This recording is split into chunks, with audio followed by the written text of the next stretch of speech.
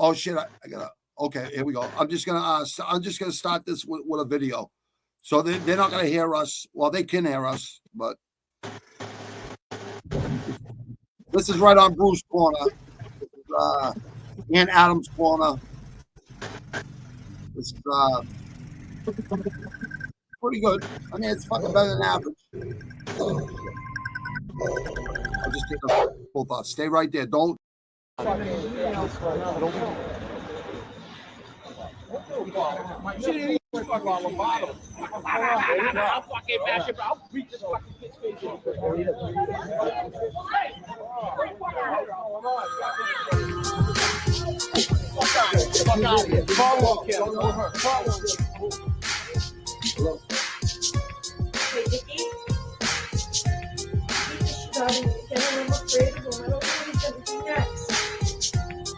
right, I'm leaving now. You wanna play around, you better pack a lunch. Then we're gonna lay them down in the back of trunks. I see real men cry right before they die. They get buried in a place where the sun don't shine. You wanna play around, you better pack a lunch. Then we're gonna lay them down in the back of trunks. I see real men cry right before they die. They get buried in a place where the sun don't shine. Check it, Lizzo skins, you surprised? Sick pup, street team and shit. Sick pup, sick fucks. Legit, legit, legit. I let the power and the realness drive me, son. I made one CD, if it fucking dumb. No such luck. If I was you, I'd duck. I'm about to let you have it done. Run. Form Nizzo, kick you in the chest with my mid-cut Adidas forms. You don't want to be here when I'm done. Overcome. The sun's where I come from. Get God in respect.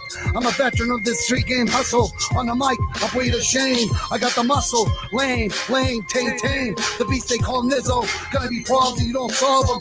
Toe tag shit evolving. I say that's a problem. You wanna play around, you better pack a lunch. Then we're gonna lay them down in the back of trunks. I see real men cry right before they die. They get buried in a place where the sun don't shine. You wanna play around, you better pack a lunch. Then we're gonna lay them down in the back of trunks. I see real men cry right before they die. They get buried in a place where the sun don't shine. I know these cats is hating, I know that they be waiting. I see they want the letters start be bringing home the bacon. I'm giving doctors patience, you think he's playing? We said he mobbing, you can drop off the basements. Calling up the mason, some man a Harper style. Some been going a while and I'll leave them bodies piled. They talk the jibber jabber, a Michael Jackson batter, a Thriller and Vanilla, and I'm climbing up the ladder. When you doing good, yo, they coming out the wood. I know they think they can, I know they think they could. I got some baddest bitches, I got a yummy mistress. Ian Paris making dough, strictly business. You strictly missing at the plate, you whipping. I'm on the hill, I'm that Cliff Lee pitching. So stop your little bitching before you end up missing. These bucks congratulate, you pussies later hissing. You wanna play around, you better pack a lunch. Then we're gonna lay them down in the back of trunks. I see real men cry right before they die. They get buried in a place where the sun don't shine. You wanna play around, you better pack a lunch. Then we're gonna lay them down in the back of trunks. I see real men cry right before they die. They get buried in a place where the sun don't shine.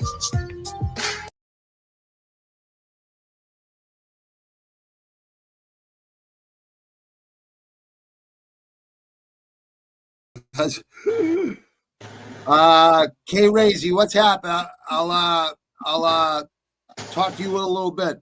There's my boy Nicky Morganelli, very good fighter. All right, so we got a local in here now too, which is good.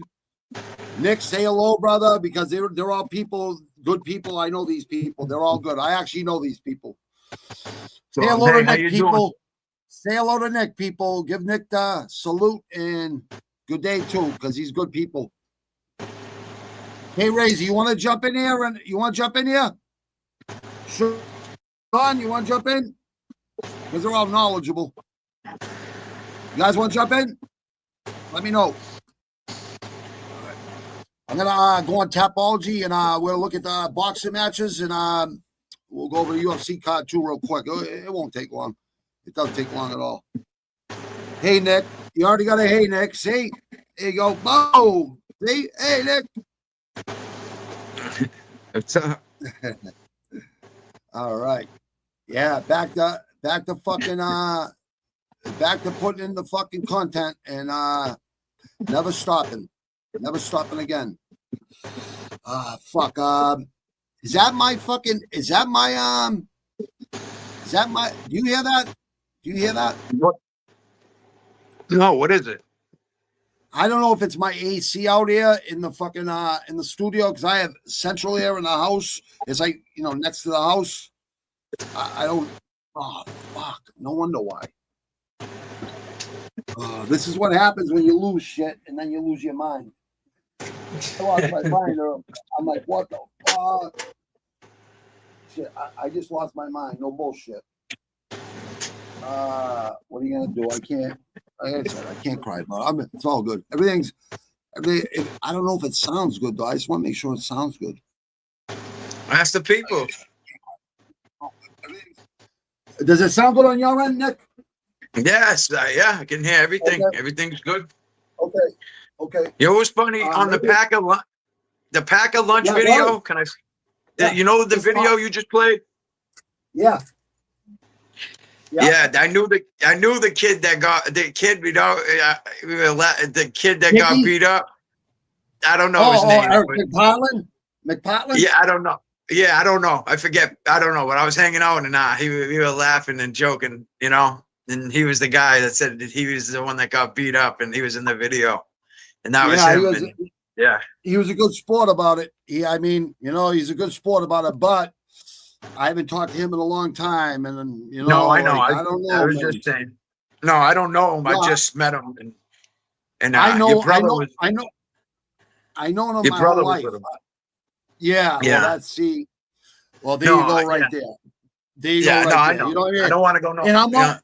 Hey, listen, I'm not against anybody. I'd be a hypocrite if I said that. You know what I mean? I'm just saying, me myself. Yeah, you just when I came off all the for this fucking sky, don't lie. You know what I mean? I had a 50-50 chance of living. And back in 2000, that was 22 years ago, going on 23 years ago. You know what I mean? I'm just great, but I had to go do time for my fucking union. Fucking 6 months later, I had to take the bid because Sig, you know who Sig is. His father trained me. You know what I mean? And then I went down. Jimmy didn't have to train me. You know what I mean? They just, guided me and let me spar with everyone, which was good. You know what I mean? Jimmy Farrow was my trainer. Both of them were, and my father. But your father, your brother, right? Your brother, your father, right? All of you. Yeah, my brother. Yeah, I actually lost my brother about January, and that's shit, I didn't know that. Dude, that's the biggest. That's hurt me a lot because he was my best friend. We were a year and a half apart, and when you have a brother, like that, and he won 2 national titles, and he was a all right fighter. You know what I mean? He had 2 pro fights. All you guys are good. All you guys are good. All you guys had plenty of fucking. All you guys were very capable. You know what I mean? It's all about eat. I always tell this to people: you got to eat, sleep, and breathe fighting. If not, you're better off not even doing it, unless you're doing it just to fucking train. You know what I mean? It's the best training in the world. But I'm saying, like, if you really want to, you know what I mean? Like, if you want to win championships, you got to live like a priest. You got to live like a priest, except, you can have a girlfriend. You know what I mean? You got to treat your body like a temple. No, you're right. And that your temple, exactly. Like, I don't think people realize it. I tell people that work and fight, I go, you shouldn't be working and fighting, or they should be letting you go. If you have a fight coming up, let you go get your rest and stuff. You know what I mean? Like, I'll never understand that. If people were fighting on my job, that I'd say, come on in, just show up, and then I'll let you go. You know what I mean? Just so the company sees you show up, then I can hide you. You know what I mean? Oh yeah, He's 12 miles. He's 500 feet down. He's fucking 12 miles in. What do you want me to fucking tell you? You want me to go grab him for you? And then if they would never say nothing to me. They ain't gonna fucking question me, because that's what I was there for. I was there for my fucking union brothers and sisters. You know what I mean? Because a lot of them would try to go to the company. You know what I mean? I'm like, you're gonna get shunned from the union because the company ain't gonna do shit for you. They're all mining companies from the South and Southwest. I'm like, they're up in the Northeast. They got to deal with unions. They don't got to deal with unions down in the South and the West. You know what I mean? Oh, yeah. No shit. Yeah, it's a totally different breed. No, Jimmy Farrow. You know what I mean? Yeah, Jimmy Farrow used to always tell me. He's He always worked telling with me, me because on he a worked job. for you guys. Yeah, he worked with you for a little bit. worked He'd with me, always go, yeah. "Man." He'd go, "See, you would always be sleeping." And I'd start laughing. I'm like, "Oh, I was a kid. I didn't know nothing about nothing. I was just a little kid, And I'd be like, "Oh, Yeah. really?" He'd be like, Yeah. because he was well known, well liked, Yeah, And like he me said and he'd be sleeping all the time. well, Sig, like me and my partner up top, like Sig would work one shift, I'd work a different shift, and Eddie would be like the boss. And every time there was the big dig, everyone like has this, because I got another channel. I'm going to start doing Sandhog stuff from New York and retired people here. Eddie Silver, Scott Bordy, like all the real ones. You know what I mean? Oh yeah, yeah. And there's like 290 guys. When I was in, we were 1,400 plus. So this kid really ruined the fucking you. Or it's not even him really, because he's a Fed CI anyways. But like there ain't a lot of work right now. You know what I mean? And until the north-south rail link. But I remember we were on the Southie job, North Dorchester CSO water storage tunnel. Me and Eddie Silva, we were in the night shift, and he said, "Robbie, we're not up here because of Scott. We're up here because of merit and because of respect. Because we can actually, the guys are going to respect us up here. They're not going to respect anyone else. We've done this fucking 7 fucking different water tunnels. He did about fucking 10 of them. You know what I mean? So yeah." Yeah, he's telling me. He goes, "Robbie, I knew everything you said in the fucking federal building because his brother was head of ballistics for the state police. He actually quit his job because they were trying to put innocent people in jail, and he didn't want to be part of it." So, no, good for him. Yeah, good for him. Yeah, salute to Johnny Silva, Eddie Silva. They're both my friends, but Eddie, worked on a lot of jobs together. But guys like that, you're not going to be able to beat us with a lineup like that. There's just no way. And we had so many other guys too that from this area. You know what I mean? Not just here, locally, but most people in the Sandhogs since 1903 are from fucking Dorchester and South and West Quincy.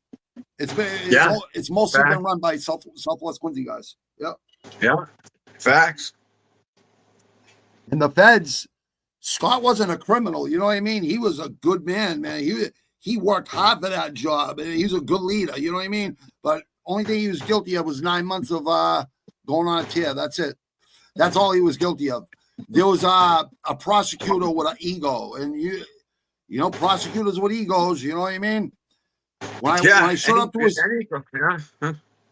No, go ahead, bro. You can say anything you want, brother. No, I beat a case one time, and I didn't do any. I really didn't do it, and so I took it to trial. And the guy was trying to lock me up, and I'm like, but no, I'm like, all right, and but yeah, you're right. The prosecutor with an ego charged you didn't even do what they're saying. But that's their job, is to try to lock you up. You know what I mean? Yeah, it's unbelievable, exactly. Man. Like I really I can't fucking stand it's like, don't you want the real people? Don't you want the real people that did whatever you said they did? No, they just want a fucking conviction. That's it. That's all they want is conviction for their fucking for their political careers or whatever the fuck. Yeah, for their political careers, basically, right? That's exactly what it is. It's for their political careers. It's fucking bullshit. It's really bullshit. But you know what? We're not here to talk about that. We're here to talk about did you watch the fights last week? Boxing? Did you watch both of Yes, I was impressed with Stevenson. Shakur Stevenson. Well, he spars with Crawford. He spars with Crawford all the time up in Colorado Springs. Yeah. He does, but he stayed in the pocket. He stayed in the pocket. You know what I mean? And everyone was, he's a boring fighter. He's a boring fighter. Well, that wasn't a boring fight. He's a skilled fighter. The whole object of boxing and fighting, period, is to hit, not to hit. What is the fucking people's fucking problems? Are they, you know why? Because they never fucking done it. They never fucking did it. Yeah. They never exactly. Go do one round. Go do one round with a middleweight as a heavyweight. I guarantee they'll be like this. After 30 seconds, the hands will be down. They'll be like, what the fuck? I'm so fucking tired. Yeah, because it's not a street fight. It's not a fucking street fight. Yeah. But about the Berlanga fight, I was, you know what? I don't like I knew Berlanga, he was so gonna you know lose. what? Yeah, King of New The York. dude- I'm like, King of New York. Dude, That's yeah. a bold fucking claim, Well, motherfucker. Well, you see how he got dealt with. I knew he was gonna Bad. get dealt with. I knew. You know why? Because that guy was. When I say I like watching the, the stare downs in the body language, all of it, right? I knew that guy was so cool, calm, and collected. He's like, okay, talk your shit. He's like, okay, I'm gonna take care of you. And Oscar De La Hoya, he beat Chavez Senior, 89-0 until he fought fucking Oscar De La Hoya. Oscar De La Hoya was really fucking good in his prime. People forget. I know. Or He was my favorite they weren't fighter. alive. Or they weren't alive when they weren't watching it when it was really happening. They just go back on YouTube videos and they see him like dress up as a woman or something. I go, men do that just to fucking. It doesn't mean he's gay. To get with the girl. He has women to get with him. the girl. Exactly. Yeah, if there was a hug, because he got some fine women, and I would do the same thing, and I would, I don't care what people call me. I'm with a woman. He admitted it. He admitted it. Women fuck, women embodying. You know what I mean? That's what fucking ruined me. You know what I mean? It's like he wasn't training as hard. Same with Mike Tyson. He was like, with Bobby Brown that whole night when he lost to Buster Douglas. You know what I mean? Oh yeah. But Bobby Brown's like, how you gonna fight? He goes, don't worry about it. I know what the fuck I'm doing. And he actually did drop Buster Douglas. That was like a 20-second count. Yeah, that is. Yeah, controversial. Very controversial. Dude, I almost cried. But Sigliano's father and Sig used to always tell me, Robbie Holyfield will get, because we'd watch the fights. I'd watch the fights with those guys. You know what I mean? Yeah. And they said Robbie, when Holyfield fights it, I say no. I said no fucking way. And I like Holyfield a lot. The real deal. He really is the real deal. He really is. What a name for that guy, because he started at cruiserweight, and then he moved up, and I seen him lifting weights and getting bigger and bigger to go to heavyweight, and he's just so technical, and he can take a punch. You know what I mean? And I tell people all the time, like, go watch Razor Ruddock versus Tyson, the two fights. That's like Tyson came out of prison and he didn't have to rape no woman to get a woman. Like, that was all bullshit. Everybody knows that. I think Don King, the reptilian, set him up there. Or somebody. I don't fucking know for sure. Well, well, you know how much money he made from doing it, from him coming back from prison and stuff. And he won his belts back. Like, only Ali did that at the time. I think it was only Ali who did that at the time. Like, lose your belts and then come back and win them again. Oh yeah, I think he was the only one to do it. Him and Ali and him. I'm pretty sure in the heavyweight division. I mean, I don't know. Maybe I'm wrong. Maybe there are others. I don't know. There's some guys that win the title and then they lose it right away. You know what I mean? It's like winning the title is hard, but defending it is a whole different fucking story. It's a whole different story. Oh, 100%, What do you think about Iron Mike when Customato and he was Jacobs unstoppable. Like, he was unstoppable in the 80s, like all the way up there 1990 or whatever, when he fought Buster Douglas in the Tokyo Dome. That was like I was like living. Yeah, he got with the wrong Marvin people. Hagler. When Marvin Hagler lost, you know what I mean? Yeah, they didn't have a fucking eye swell for him. Like, he had all yes men in his corner, I know. and he wasn't. Yeah, exactly. The guy had a freaking glove. The guy had a glove with ice in it. And you see Don King every time Tyson would win in his prime. You would always see Don King around, and like Rooney's trying to like not look at fucking Don King at all. He's trying to tell Mike, do not let this guy fucking come in between us, because he will fucking ruin you. And you know what's funny? He lives right beside Don King in fucking Florida. They live right beside each other. You know what Don King said to him? Don King said, I thought you would be a junkie on the streets. He always thought Mike Tyson would be a junkie on the streets. And when I came out my paid meds, the first 2 seasons of hot boxing with Eben Britton, Mike Tyson, the white guy that played football, I thought that guy brought the best out of Mike Tyson, like on hot boxing, the first 2 seasons.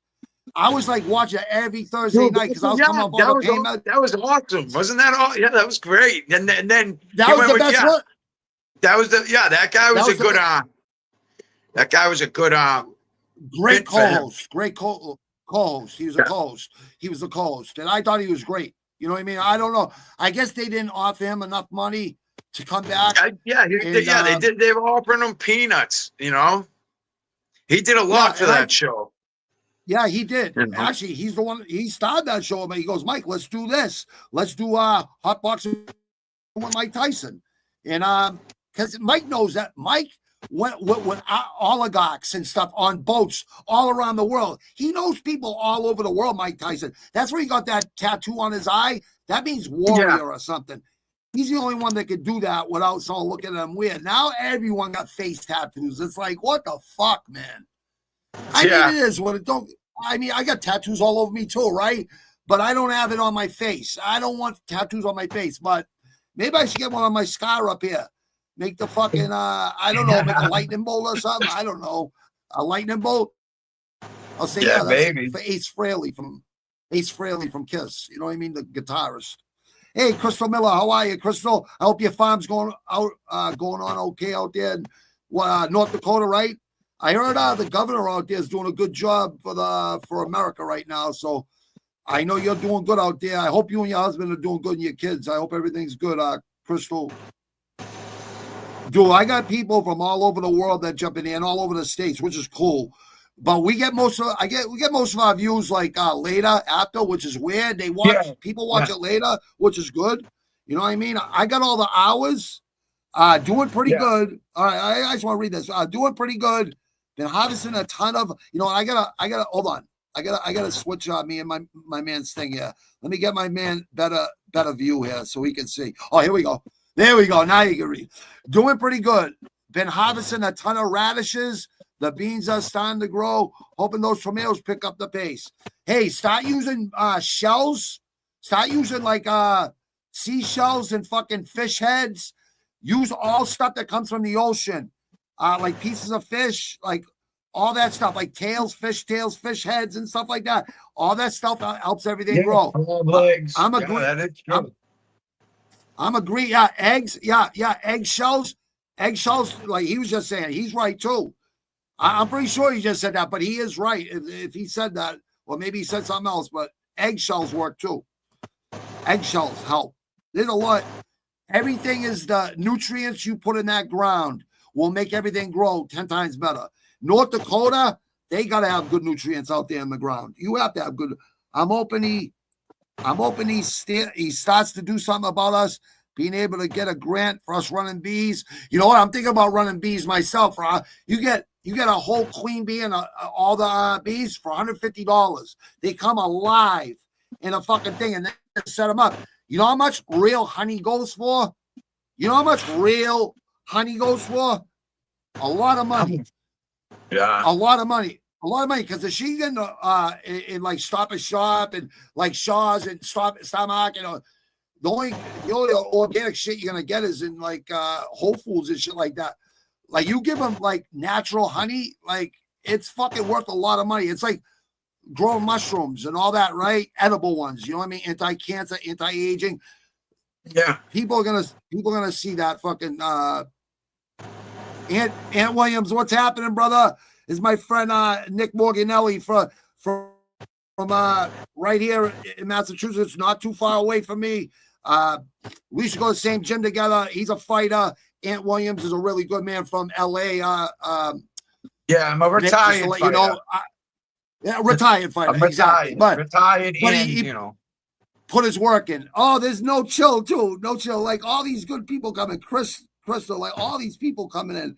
It's good to see all you people. We're gonna go over the no chill. Anytime you're ready to go. I had to take a little time off, dude, because I had some shit to do. But anytime you're ready to come back in, you're ready to come back in. Ant Williams says, "What's up, Nick? Gosh, I've been selling it for about 15 a pint. Well, you better go up on your fucking prices, Crystal. Ask Nick how much it costs to go grocery shopping here in the 617 and the outskirts. How much does it cost for a week's worth of food here, just for you and your wife? Never mind. How much for you and your kids and your wife? I don't know. A lot. A lot. Yeah, 100, dude. It's 100 to 200 just to go get something quick, and you didn't even get a lot. That's just for like 3 days or Really? something. That's not even Yeah, a not full even. fucking. Yeah, I know. Now One listen, meal. Hey, I can go to Albania, like fucking Thailand, Spain. I go to all these to Sicily.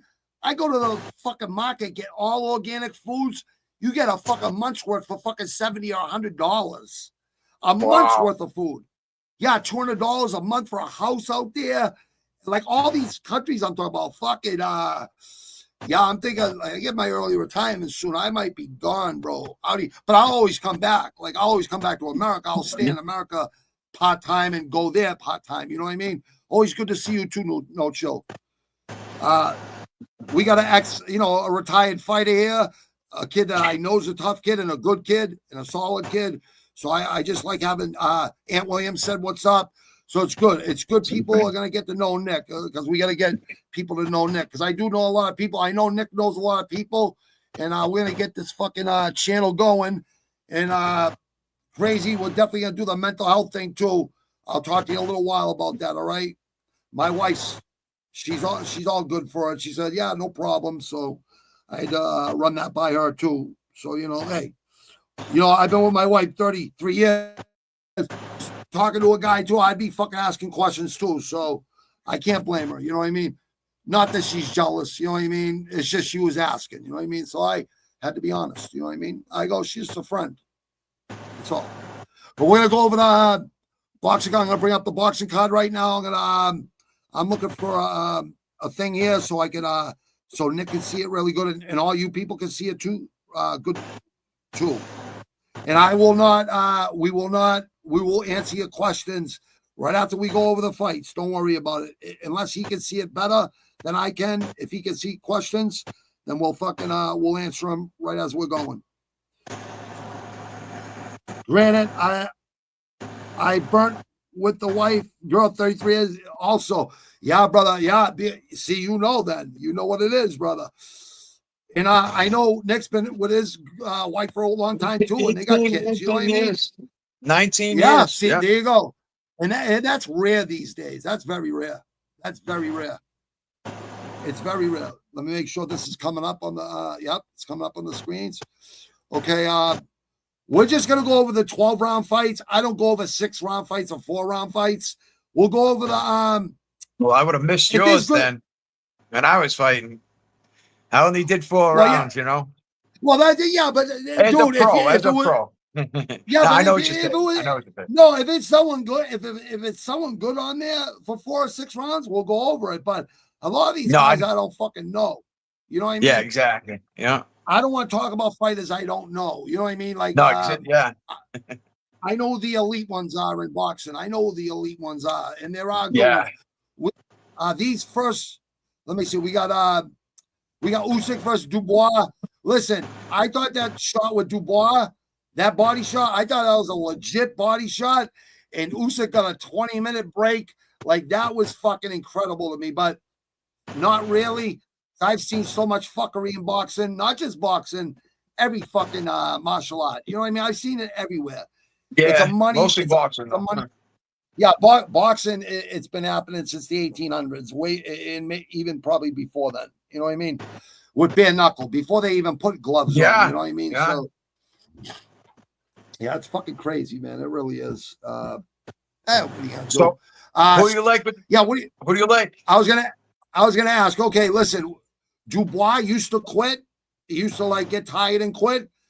I haven't seen him do that. He's been on a 3-fight winning streak since the Usyk loss. He beat Jarrell Miller. He beat I forget how to say this guy's last name, but this guy's pretty good. I mean, he cut him really well. And then 9 months ago, he KO'd Anthony Joshua kind of right up. Bad, yeah. Don't you think Usyk's gonna fucking eventually how far can he? I mean, I seen him get dropped in the amateurs. You know what I mean? Like, I don't know. What do you think, brother? Well, I'll tell you what I thought. Yeah, go ahead. I want you to go. Right, I'm going with Dubois. I'm going with Dubois. I already said this online, and somebody said, "Well, hey, I am too." Somebody said, "Well, he fought AJ." He said he fought Anthony Joshua. Wasn't I'm like, I don't care. His confidence is up. He's champion now. I think. Is this a title? But no, might not be champion. But Usyk's no, Usyk, no, he has the belt.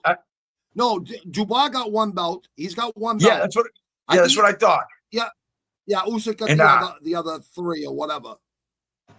Yeah, but I thought, his what's it called? Confidence is up there, and I just think it's time. What's his name's really not a heavyweight. You think he believes in himself now? That's what I'm thinking. It's all the mental. You know, it's all mental. You know, it's all mental. I know you know that. It's all mental, people. So, like, I believe in Dubois too. I know he had quitting him before, but I haven't seen that quitting him in a long time. In about 5, 6, 7, 8 fights, I haven't seen that quitting him. Because he is, like you said, he knows he belongs. You know what I mean? Right in this fight right here, 1 year, 10 months ago, he dropped Usyk. It was right shot. On the belt. It was a body shot. That's supposed to be good. That should be a clean. That was a clean punch. Usually they say it in the dressing rooms, but usually they say it when they come to meet in the middle of the ring. They say this is a body shot. He did say it, and he hit him right on the line. It was right on the line. Yeah. I'm not Usyk. Maybe it was low. I don't fucking know. But from what I seen, from the angle I seen, it wasn't low. It was right on the belt line. Yeah, I feel the same way too. Yeah, I got a 20-minute fucking break. I'm like, they get 5 minutes in fucking UFC. If you get poked in the eye or a ball shot, they get fucking 5 minutes. That's it. Yeah. Hey, can I say something? Remember, the last guy. You can say whatever you want, dude. Don't ask me. Just say it, dude. Go ahead. The last guy to beat Usyk, right, was Sean Porter, right? Do you know Sean Porter? Anyways, he has a podcast but I used to fight with him and I beat his brother actually, and his father. I beat his brother twice, but the first time I really beat the hell out of him. Second time, he hit me so hard, right? I didn't know where I was, but I just knew in my head. I said, just keep punching. You're in a fight. Just keep punching. Keep your hands up. You think it's 20 minutes. It's only a half fraction of a second. But when you get hit in your head, when you get hit and startled like that, man, you don't know anything. Your whole equilibrium's like this. Your whole equilibrium's like this. I got knocked into the next. I don't even know. I was in a different realm. I just remember I could hear myself, and I was just like, keep your hands up, chin down, keep punching. And I won. I beat him. The father was so mad. The father used to always yell at Sean, no matter what, even if he won. But he was, but that's the last one to beat him. And that was at 165. And that was in the amateurs. You were really good. You were really good, bro. You used to dig deep. I remember watching you spar. I go, this kid digs deep. And we would go like 50%, but 60%, whatever, sparring. But sometimes it would go 70, 80, 90% because it just happened one-on-ones. Yeah, it all depended. But you're not trying to hurt a guy that got a fight coming up in a week or a month or whatever. You're just trying to work on distance and timing and all that. That's all it's for. That's what sparring's for. But a lot of people take it to the next level and, hard sparring. Yeah, you might want to do a little bit of hard sparring once in a while, but you really don't want to do that every day. It's like old school. You want to thoughts of, Go ahead, Nick. No. It's just you want to get loose. You know how it is. But if you're going into a fight, you have to get that hard sparring and but that's like for a training camp or whatever. But it's sparring to get loose, see punches. Dubois. Sparring is different. Yeah, I got Dubois too. I like Dubois. I was 5-0 on my boxing picks last week. On that card, I was 5-0. Yeah, I got like 90% picks on Tapology on boxing. Like I only do like elite picks though, only the elite fights. Because I kind of, if you've been around boxing your whole life since you were fucking 8, 9 years old, it's kind of easy to pick fights because you kind of understand, who's elite and who's good, but maybe not elite. You know what I mean? Maybe they have to work and they can't, or they're, I don't know, man. This whole generation, I have a lot of faith in them, but sometimes I don't. It's like they're not fighting 15 rounds no more. They're fighting one time a year. I'm like, fucking Sugar Ray Robinson when he was like 100 and something in They both looked till weak.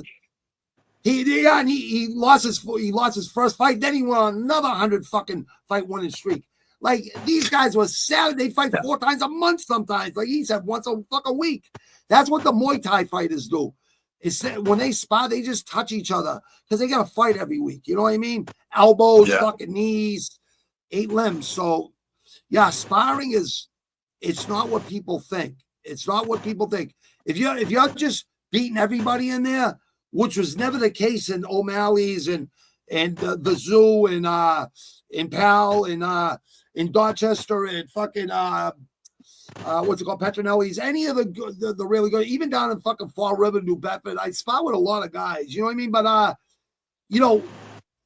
going hard like that, like some people, you need guys that are gonna put pressure on because pressure creates diamonds. If you got guys in there that you're just making them look silly all the time and sparring, that's not gonna help you.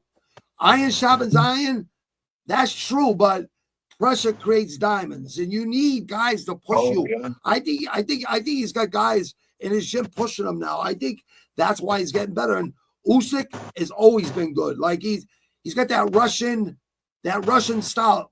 Ukraine, they have the same Russian style. They have that Olympic Russian style of boxing. It's the same when they fight. It's run to Russia. You know, it's the fundamentals and technique. It's all about, jabs and throwing punches and bunches. It's like you said, that punch that hit you, you probably didn't see that punch coming. That it's the ones that you don't see that hurt you. That's why I was always taught to throw 3s, 4s, 6s, and 8s, because they're like, Robbie, you already throw fast punches and stuff. You already throw really hard with both hands. All you got to do is just, that left hook after the straight left right, that left hook behind that. That's the one you want to land, or the overhand right after the left hook, or to the body. That left hook to the body, and then the left hook to the head. It doesn't even matter if you go fucking head first and then body. Always invest in the body. Go to that body, man, because you're going to shut down their fucking body. And I think Dubois got the fucking the blueprint how to beat Usyk. I think it's to the fucking, he doesn't like getting in the fucking hit in the midsection, Usyk. No. And that was said by a couple of fighters. And I've seen it before with other fighters. I've seen Usyk not like those fucking body shots. I don't know if he does too much claw work. Maybe he does. Maybe he's just some people are fragile down there. Savage, cheers, Granite and family. Yeah, Savages include Hagler, Hearns, Duran, Jackson, Holyfield, Dokes, Ali Frazier, and new guy who reminds me of old school Bud Cropper. Bud Cropper reminds me of Hagler because he can fight both ways. And I believe, I already said this a long time, nothing against Canelo because a lot of my favorite fighters are Mexican champions, Sanchez, fucking Julio Cesar Chavez Sr. Canelo's a great fighter, but I think Crawford's going to beat him. Like, I really do. And Crawford believes he's going to beat him. You know what I mean? And I know people think Canelo can't be beat. Well, I don't think people realize how good Crawford is. I said this about Crawford versus when he fought fucking Spence. I said if Spence fought him before that car accident, before he went flying out the car, in the head injury and the head trauma, Spence is a really good boxer, but Crawford is on it. Even the guy he fought before, what's his name? He retired right after that fight. He does all the commercials now. Huh? Sean Porter. He fought Sean Porter. Porter. Yeah, his father throwing the towel. I called that round fucking right. I called all Tank Davis's fights right. They're like, everyone thought Garcia was going to be. I go, Tank Davis has been dropping people in the ring since he was 7 years old. I go, you think he's going to let fucking left hook beat him? Even that fight with, what's his name, from Baltimore, he's a tough kid. But Tank Davis has been training with his old trainer. He's been training fucking, he's going to, he wants to fucking. Tank Davis is, he's doing it the Mayweather way. Yeah, he's picking his fights. Just, Yep. He is. Let's be real. He is. That's true.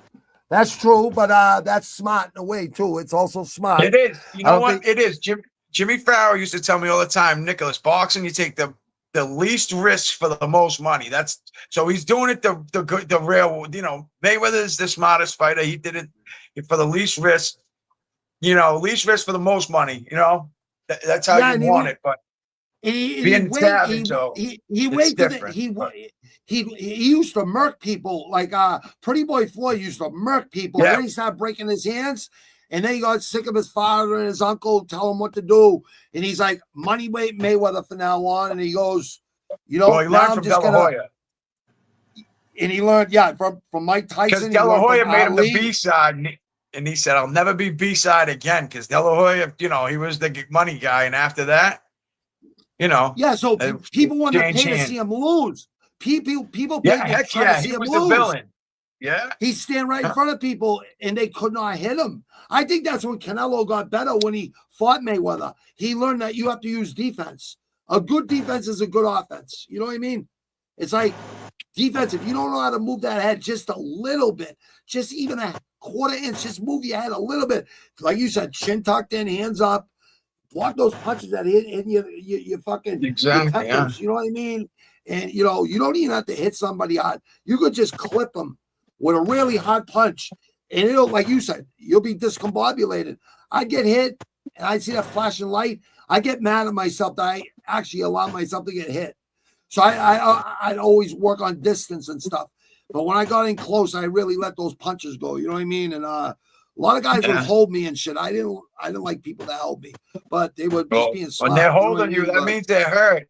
When they're holding you, they're hurt or tired. So it's either one of the two. And they don't want to get hurt. And you know what's funny? The last amateur fight I had was on Gary Boletto's Eagle Gym in Cranston, Rhode Island. I did one for diabetes, and the guy kept holding me.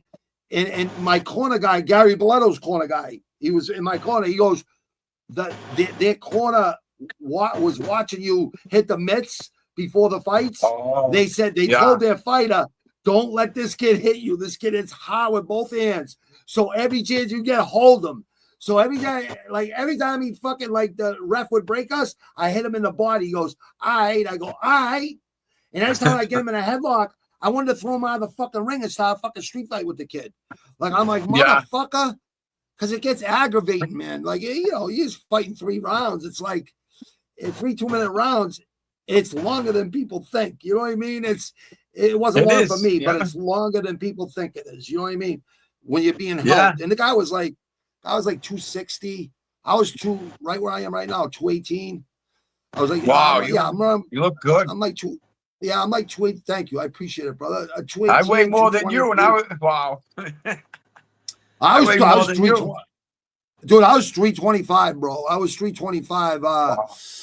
7.5 years ago, I was 325. Right when I started coming off the pain meds, I was like, I let myself go for like a year plus. I'll never allow that to ever happen again. But I would just eat all kinds. I didn't give a fuck because I was sniffing all my fucking oxys and oxycodones and Xantibars and everything. And I just didn't give a fuck. You know what I mean? I was in depression, and I'd feed my depression with food. You know what I mean? And you know how it is. When you get older, you start to gain weight easy. You know what I mean? It just happens. Yeah.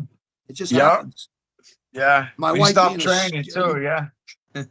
Yeah, and you know what? The funny thing is, I would hit the bag downstairs. I go a half an hour straight on the heavier, just so I always know I always have it in me. You know what I mean? Because you never forget it. Yeah. You know what I mean? You never forget it. But like you said, that was only like twice or 3 times a week. Just And I don't know who the fuck I think I was fooling. I was only fooling myself. But yeah, it wasn't good, dude. I felt like yucky. I felt like, what the fuck is wrong with you, Robbie? Like, just don't eat food. I ate 1 meal a day, and that was it. I drink iced coffee all day, and then I eat 1 meal a day for like 11 months. I got back down to 220, and my last day on the methadone, I came off that in 26 days because I don't like taking orders from nobody, like, especially like a fucking legal fucking drug fucking van at fucking 6:30 in the morning. I'm like, I'm not fucking getting up for nobody.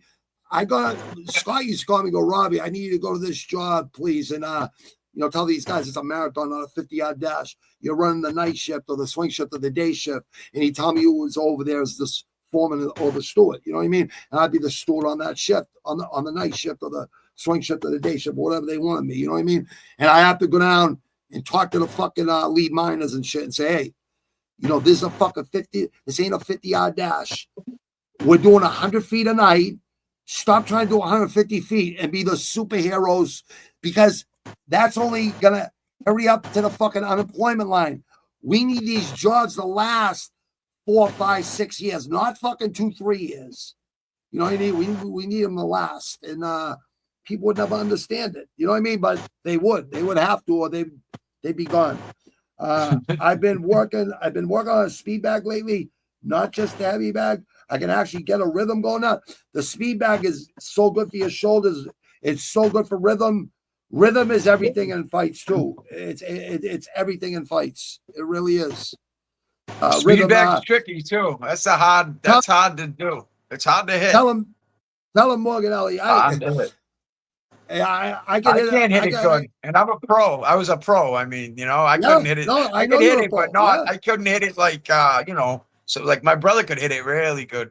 I can hit it real good too. I can hit it with both hands. You can, really can good. you? Yeah, I hit the double end bag good. Oh, I love the. I call it the motion bag. The double end bag is the best bag. I think that double end bag is the best bag in my opinion, because you just tapping it and that thing's coming flying at you. That's gonna make you fucking just move like your head. Yeah. Exactly. You know, and I think that's fucking incredible in my opinion. I really think I think that's the best thing you can do for yourself in my opinion. I think it's very important to learn how to use that. It's very important to use it. Wow, look at this. We got number ones, and you're number one in the fucking Savage Room. We call this the Savage Room, just so people know this is where all the savages come to. Let me do this for you, Nick. Where are you? I got you, Nick. I got you. Where are you, brother? Trying to fucking okay, all right, here we go. All right, so anyways, we both got Dubois. How do you think this is gonna go? I got it a KO. I'm gonna go round 8. I'm gonna go round 8. I'm gonna go with decision. A decision, ugly fight. But it might be boring. I don't know. I don't know. I think he might, if Dubois put the pressure, hits him in the body, he might hurt him. Dubois is strong. Very strong. He's a big, natural heavyweight. I'm gonna go round 11. Since you said that, I'm gonna go round 11. It might take him a while. I think you're right about that. This fight, I think Usyk's gonna use all his defense. Usyk's a slick fighter. You know what I mean? We all know it. He's really no doubt about good. it. I mean, what the fuck? I mean, you can't say nothing bad about this guy. I mean, listen, I thought Fury was gonna piece him up. I think those 3 fights with Wilder took a lot out of both of those guys. Those 3 wars. They were never the same after that. They left a part of them in that ring, And here's the thing, Nick, and I know you knew this. I don't think a lot of people understood this about Fury and Wilder. Wilder was the only guy to fight less than 10 amateur fights and win a bronze medal in the Olympics. Yeah. No one's ever done that before, okay? But when you're in the gym your whole life like Tyson Fury, you understand how to box moving backwards. Like, I know how to move backwards and throw a punch. I know how to, footwork laterally. Jimmy Farrell and Senior would say it to me all the time, Robbie, you hit harder than any guy in this gym with both hands. You're a heavyweight natural. You got all this fucking ability, and you're out partying every weekend. What the fuck is wrong with you? And Sig's father, you say the same thing to me. I go, well, I was in prison 2 times before I was 26. I go, I'm making up for lost time, guys. Like, you guys ain't teaching me how to box. I'm coming here and sparring for free. You know what I mean? Like, but Jimmy, I did a whole thing on Jimmy Farrell when he passed away. I did a whole thing on him. Yeah. You can go back. Yeah, I think you might have seen it, but I did see it. I did. Yeah, I did. And I love Jimmy. I know that I didn't know his kids really well. They said they were having a private. Yeah, I know you do, but it wasn't private. It wasn't private. Yeah, someone said that. It wasn't the kids who said it. No, but it wasn't private. you know. Yeah, But that pisses me off, man, because I knew Jimmy very well. Like me and Jimmy and his father, I knew his father very well. Like it pissed me off that I didn't go to his fucking wake. You know what I mean? Like I've been to so many wakes, but I definitely wanted to say goodbye to him. But you know what the funny thing is, I was talking to him a week before. I was gonna, you know, the gym in Dorchester, right across from Heckler Street, right on the corner of Freeport. The Irish name, Galati's or no, the Grealishes, Jerry Grealish, yeah, Jerry Grealish. I love that gym. I used to go up there and help my other Bobby Bronski. He used to fight for Marina Bay. They'd fight for cancer. Every year they have the fights for cancer there. Yeah. So I used to go up there and help him get ready for that fight. I go up there 3 nights a week with him and, you know, work with him for fucking 2-3 hours. You know what I mean? And come out there pouring sweat. But Jimmy's like, Robbie, get back in here. We'll cover your thing, you know, with your hair and stuff, let your hair grow, so they'll never see the scar. He goes, Robbie, I know you can take a punch, but you hit so fucking hard, we might be able to get you with the heavyweight championship again. I'm like, hey, let's fucking do it. It's weird. Then he dies a week later. It's like, you know what? Yeah, go ahead, brother. Please. I just got a memory. No, I had a memory on my phone today, 4 years ago, right? And Jimmy Farrell was training my kids, right? He got to train both of my sons, you know, just a little bit. And then, you know, he succumbed to his to cancer. But you know, I was glad that my kids got to train with him a little bit, you know, even though my kid goes to the gym, so, you know, but he hasn't had a fight or anything yet, but he's sparring and stuff. And I just wish, you know, I don't know, he could have had a little more time with him, because you know, Jimmy it was a wealth of knowledge and he could teach it, so he could train a fighter. Even Freddie Roach said he could train a fighter. You know, you are right. Freddie Roach, and you know where Freddie Roach comes from, people? Hyde Park, Dedham, or fucking Rosedale, right here in Massachusetts, people. Go watch Freddie Roach fight back when he used to fight. He was so fucking tough, that guy. Too tough for his own good. That's why he has Parkinson's disease, because he was his mother, God rest her soul, went to school with my grandfather. But not only that, she was a judge all the time. And she was the nicest lady. She was the nicest lady. Used to give me a hug when I'd see her, and I'd say, wow, she is so nice. And she was just the best, you know. Do you know Beverly Cannoni? Do you know Beverly Cannoni? No, is that the judge that was in the the judge that was in the case? Yeah, she was the judge that was in Karen Reed and whatever. Yeah. I don't know her, but hey, she was my lawyer. I don't know her, but I've seen her on TV. She saved my ass, dude. She saved so many people's asses as a lawyer. She used to be a lawyer. She's a dear friend of mine. Yeah, she used to be a lawyer. Yeah, I heard that. Yeah. Yeah, she was the best lawyer in the world, dude. Like, I got out like fucking, because I never had defaults. I would always go to court because I never like want cops coming to my house at 6 a.m. You know what I mean? So I'd always go to court. You know what I mean? And she said, Your Honor, he has no defaults ever. Like, his daughter's going to be born, because my wife was like 8 months. You know what I mean? Listen, Your Honor, this is going to change, Mr. Neal. I know Mr. Neal. I used to drive by on Bruce Corner every day. My mother and father, like when she was studying for a bar exam and stuff, she goes, we drive by him and all his friends. Where he grew up he's a product of his environment. Doesn't mean he's a bad kid. It's just everything around there is bad. You got bars, you got grown men coming out trying to start with these 100, 200 kids that are all fucking savages and they're all crazy.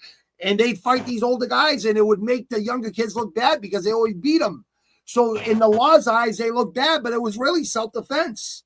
And a lot of, you know, and the armed robberies, she's like, he's just a product of his environment. Like, if they didn't take sports from this kid, because they took sports out of junior high and called it middle school. I was fucking winning championships in Little League as a pitcher and hitting, like, when I was supposed to be in Farm League, I was in Little League winning championships. So once they took sports from me, I'm like, you know, I'm gonna make fucking money with all my older friends. Yeah, and that's it. And she was good. I think lawyers are trained to see if people are gonna be a threat to society. Like, you know, violent no matter what, they're just gonna hurt people all the time. And I think she knew that I wasn't gonna hurt nobody unless someone tried to hurt me. You know what I mean? And a lot of the times, like we were talking about earlier. Yo, well, you know when people drink, if they hear you're a tough guy, they want to shot the title for some reason. They get liquid courage or whatever. They want that. They want that title. They want to beat the toughest guy in the bar, whatever the fucking case may be. Whatever they're hearing, you know what I mean? Don't fuck with him. Don't fuck with him. You know what I mean? Someone's saying that to them, and they're like with their drinks in there, with their vodka, or whatever the fuck it is. I'm like sniffing lines. I'm selling cocaine. I'm drinking, and I'm like.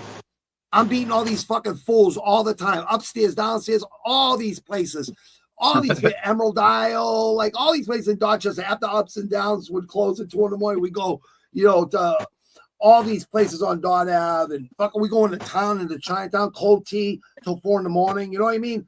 It's just like you get in fights with people. You know what I mean? Like people don't understand the 80s and 90s and 70s, 80s, and 90s. I used to get 80s and 90s. I get 3 fights in a day sometimes. 3 fights in a day and night. And people don't understand now. Three a night, sometimes 2, 3. Yeah, exactly. Yeah, people don't understand that.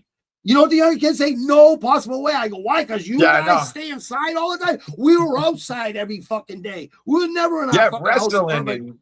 Computer fucking screen. We're outside. WWF. Yeah, we were selling fucking drugs, man. We were fucking. I was selling cocaine at 15 years old, man. Like, I was deep in that fucking in the rabbit hole of selling drugs, man. And it wasn't even drugs. I was selling joints. 2 for 5, 4 for 10, 6 for 15, 8 for 20. I remember it like it was 83. Seedless Sensimilia. Everybody came from every town to Kincaid Park and Bruce Corner because there'd be 100 of us out there with 100 joints in our jobs. 2 for 5, 4 for 10, 6 for 15, 8 for 20. Like, I remember what we used to sell them for. And then we'd all go re-up and go roll. We go roll up 100 joints again, and we'd all match up, and we go do it all again. We do that 3 times a day, all during the 80s. During the summer, winter, every fucking day, there would be at least 50 or 100 of us. During the summer, it would be like 400 because more girls would come down the park. More high school guys would come down the park. You know what I mean? It was just like Kincaid Park was 4 parties going in every corner, and before the liquor stores would close, everyone would come to the middle. One person would go and do the packy run, was right down the street, right? And they come back with other cases, and we go to keg parties, take their kegs and bring it to our parties and take their shit, and dude, just fucking craziness, dude. Just fucking the 80s and 90s, a 360-degree turnaround compared to the 2000s. It's not even fucking close. No. You can buy weed at the store. You can buy weed at a store now. Your drug deal is the store. You know what I mean? Exactly. I went legal in 2000. My doctor said, Robert, I can give you I get you a legal license right now. This isn't like right after my head injury. And I pulled out a bud. I go, here, doc, check this out. And he's smelling it. He's looking at it. And I go, I get that for $1,200 a pound. Why would I spend $300 or $400 an ounce on legal shit when I get fucking 16 ounces for $1,200? Why would I do that? And he's smelling. He goes, I understand. I go, keep that. Dog. He goes, I took the hypocritical oath. I can't keep it, Robbie. I go, I don't got a wire on, dog. I'm not gonna say nothing. He goes, I took an oath. I can never take nothing from you. From not just me, anybody, you know what I mean? So he lived by that oath. So it was all good. But I did go legal in 2020 when all this stuff happened, the shutdown. I never seen anything like that in my life. In the 54, I was 49 at the time, but I'm 54 now. But I've never seen anything like that since we've been alive. I've never seen anything like that in my life. Shutting down the biggest economy in the world. I've never seen that happen in my life. So, and it seemed like the rich got richer and the poor got poorer or whatever. Yeah, facts. Yeah. It's like rich man. It's like rich father, poor, rich man, rich. What's that called? Rich father, poor father book. I read a lot of books in my life, so it's just so many of them. I got this right here. The 48 laws of power. I don't know if you can see this. Yeah. Wow. I'm putting it up here right now. I don't know. I'm like a second behind on the screen, but there's like I got it. Yeah, this is the 48. This is a book I'm reading right now. I'm always reading books that that give you knowledge. You know what I memean? Give you knowledge about strategy and everything, like the art of war. Remember Sidney Sheldon? Do you remember Sidney Sheldon? He's like an author. I don't know if you ever read his books, but his books, No, I you can't didn't. put him down. Yeah, you can't put him down. You want to keep reading because he's such a good author. Everything he writes, it's like you just want to see what happens. And you got to put the book down because your eyes get tired. You got to go to sleep. You know what I mean? And it's like, what do you think about sleep? What do you think about sleep, Nick? Like billionaires don't sleep. Billionaires don't sleep. They sleep for an hour. Power nap for an hour, really? and they're up. Yeah.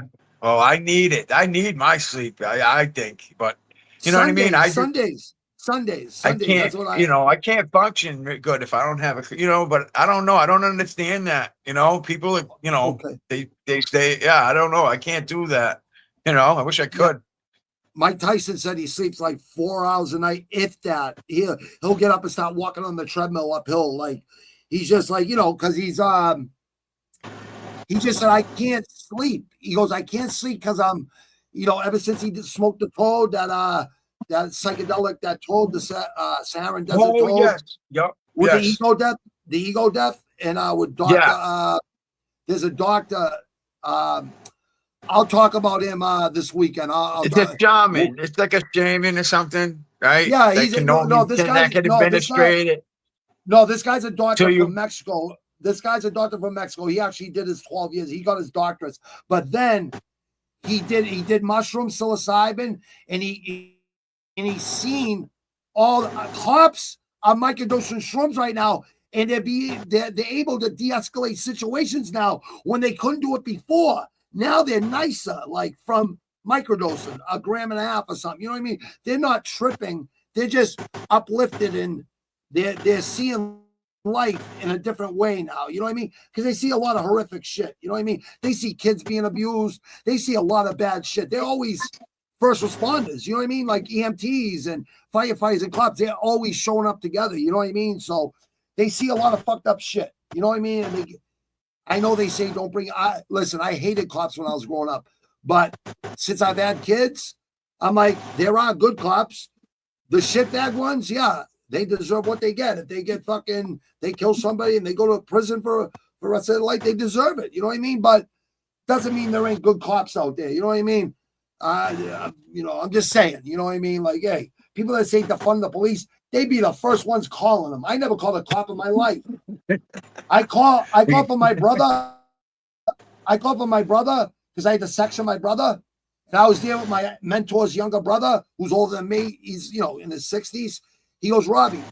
I go, I can't call the cops on my brother. He goes, Robbie, they don't arrest him if he's got dope on him. This is a section.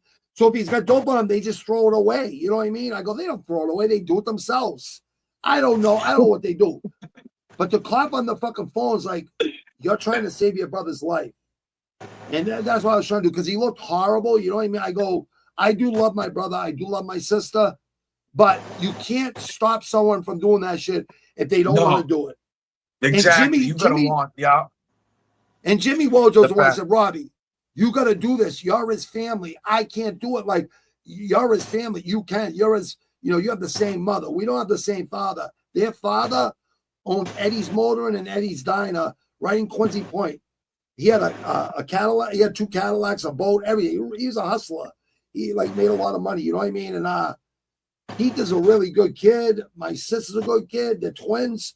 But when you can't trust someone, I don't care if they're blood or not. If you can't trust somebody, I just don't want them around me. You know what I mean? It's like, and it's sad. You know what I mean? I helped my brother so much in his life. He's never going to tell you all the times. Me and my wife went to a rehab on Sundays and dropped them off money, dropped them off cigarettes. Like, I did this for my sister. She did 3 years in a day for a bank robbery with my sister. I sent her money bi-weekly. I said, don't get nothing from nobody. Don't take no favors. I'll send you money bi-weekly all the time. I'll send you 100 every other week. You'll never have to ask anyone for nothing. You know what I mean? And then when she got out, she got a frame and pre-release where I was. They turned it into a woman's pre-release and a minimum and a woman's pre-release. So the place she got out of and wrapped up out of was the same place I wrapped up my last state bid in 96. That's where I walked out of. So it's kind of like deja vu, like. So I'm sitting there waiting for her. I'm like, I remember walking out this door every day to go running and throw the football around and, go run to the weight room and all kinds of shit. It was a pre-release, you know what I mean? There wasn't no fences, but across the street was the woman's prison.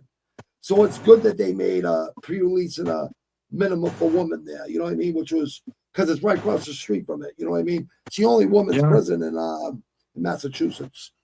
But it's that's a rough joint. So my sister, she paid me back the money, she paid me back the money I sent. I didn't even really want it, but she came out with like $30,000. She worked for a year at wherever the fuck she worked, Pineda bread, whatever it's called, Pineda. Panera bread. Panera bread. She worked there for like a year. So I had her here for 8 days when she got out.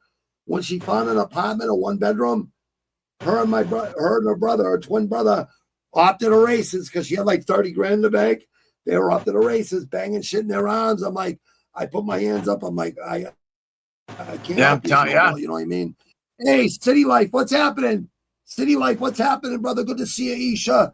Thank you, man. Go Usyk. He said, go Usyk, Isha. Isha says, go Usyk. I got Dubois. My boy's a pro fighter here. He's a dear friend here. He's local. I remember him in the gym. He's got Dubois. I got Dubois around 11. He's got Dubois in a decision.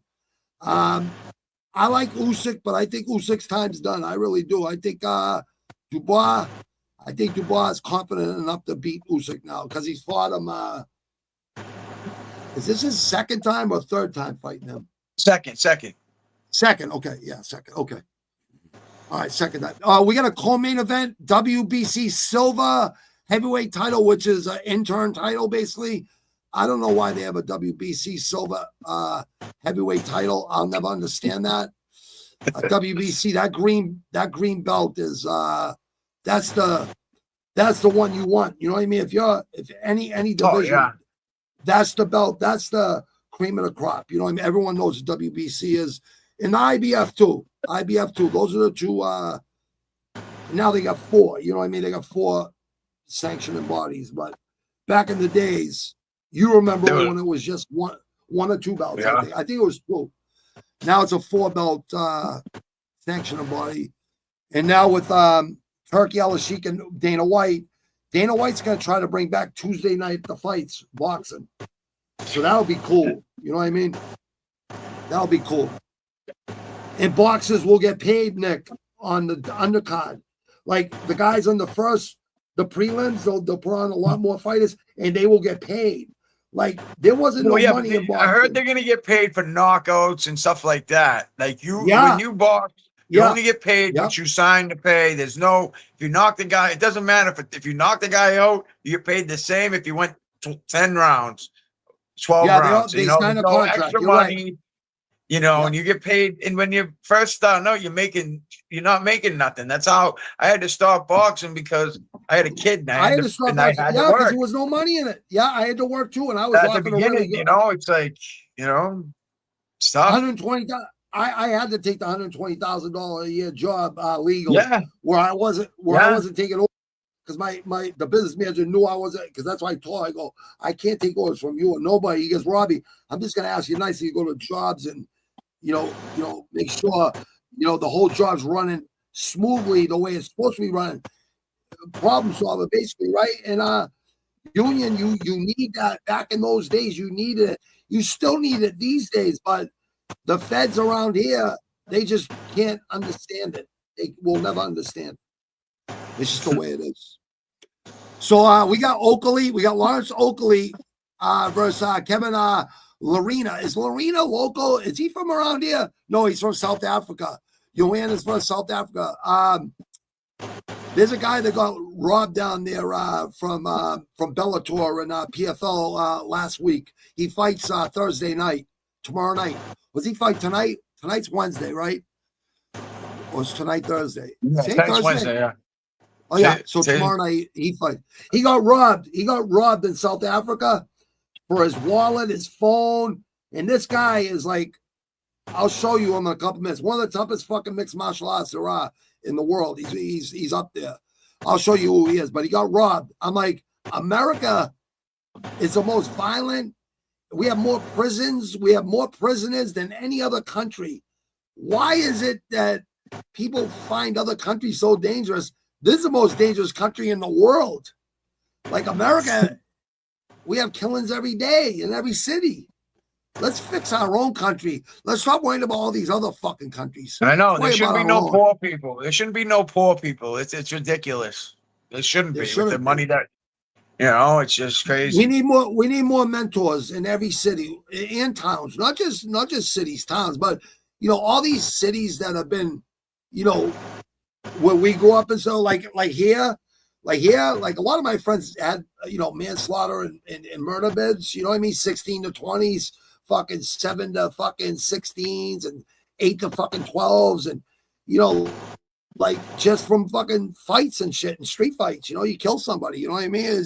It's and right in Dorchester, Roxbury, there's all gangs and they're shooting each other and shit, and white guys are shooting each other, you know what I mean? It's like in the 80s and 90s, people will not understand it because they can't wrap their head around it because this is the safest time. This is the safest time to ever be living in America. You know what I mean? People have no clue. It's the safest time ever. Like these past couple decades have been the safest time ever. Like that. Yeah. The kids are on the computers. They got a phone stuck in their face all the time. All the time. And that's not good. You're not aware of your surroundings. You're not aware of your surroundings. You'll never see me on. I took a month off so I don't even go on. I post and go on social media. I don't want to fucking argue with people on social media because on Facebook, no one's going to argue with me anyway because they all know me. But like on Twitter and fucking IG and all these other places, a lot of people don't know me like in real life. In real life, they would never talk to me like that. They would never talk shit. You know what I mean? It's like there's no consequences for talking shit. I hate to say it, but there is consequences for talking shit. People want to talk shit. It's a small world. I will run into you someday, people out there. There's a few of them. There's like 2 or 3 of them that just talk shit. And it's like, all my shit's public record, dude. You'll never see no whiteout on nothing on my fucking shit. My shit's all fucking legit, man. It's like, you think I'd be on here? You think I'd be on here if I was one scumbag rat piece of shit? Like, I wouldn't even rat on my dead friend Sigliano. I could walk out of it. Me and Scott's lawyer had a deal. We could walk right out of court and blame it on Sigliano. We could walk right out of there, right? I said to him, I couldn't do that, bro. It's my worst enemy. I go, $30,000, man, go get me something I can do. Get me a stammer, because I just 6 months after brain surgery, you know what I mean? So that was October 2003. It was a week after Sig died. And I didn't have to turn myself into January 18th of 2004, which was 4 months away. You know what I mean? I did 3 months. I got 2 years, 6 months to serve. I said, most I'm going to do is 5 months. It was a county bid. First county bid I ever got in my life, because the first 2 was state bids, 19. I got out when I was 21, and then I picked up another one, 23 to 26. And, my daughter was born, and that's what changed my whole mentality. I'm like, you know what? I better smarten the fuck up. You know what I mean? And that's what I did. Yeah. Thank God. But that's good. That union stuff, that's, when you get picked for a job like that, you gotta go all the way with your fucking business manager, your boss.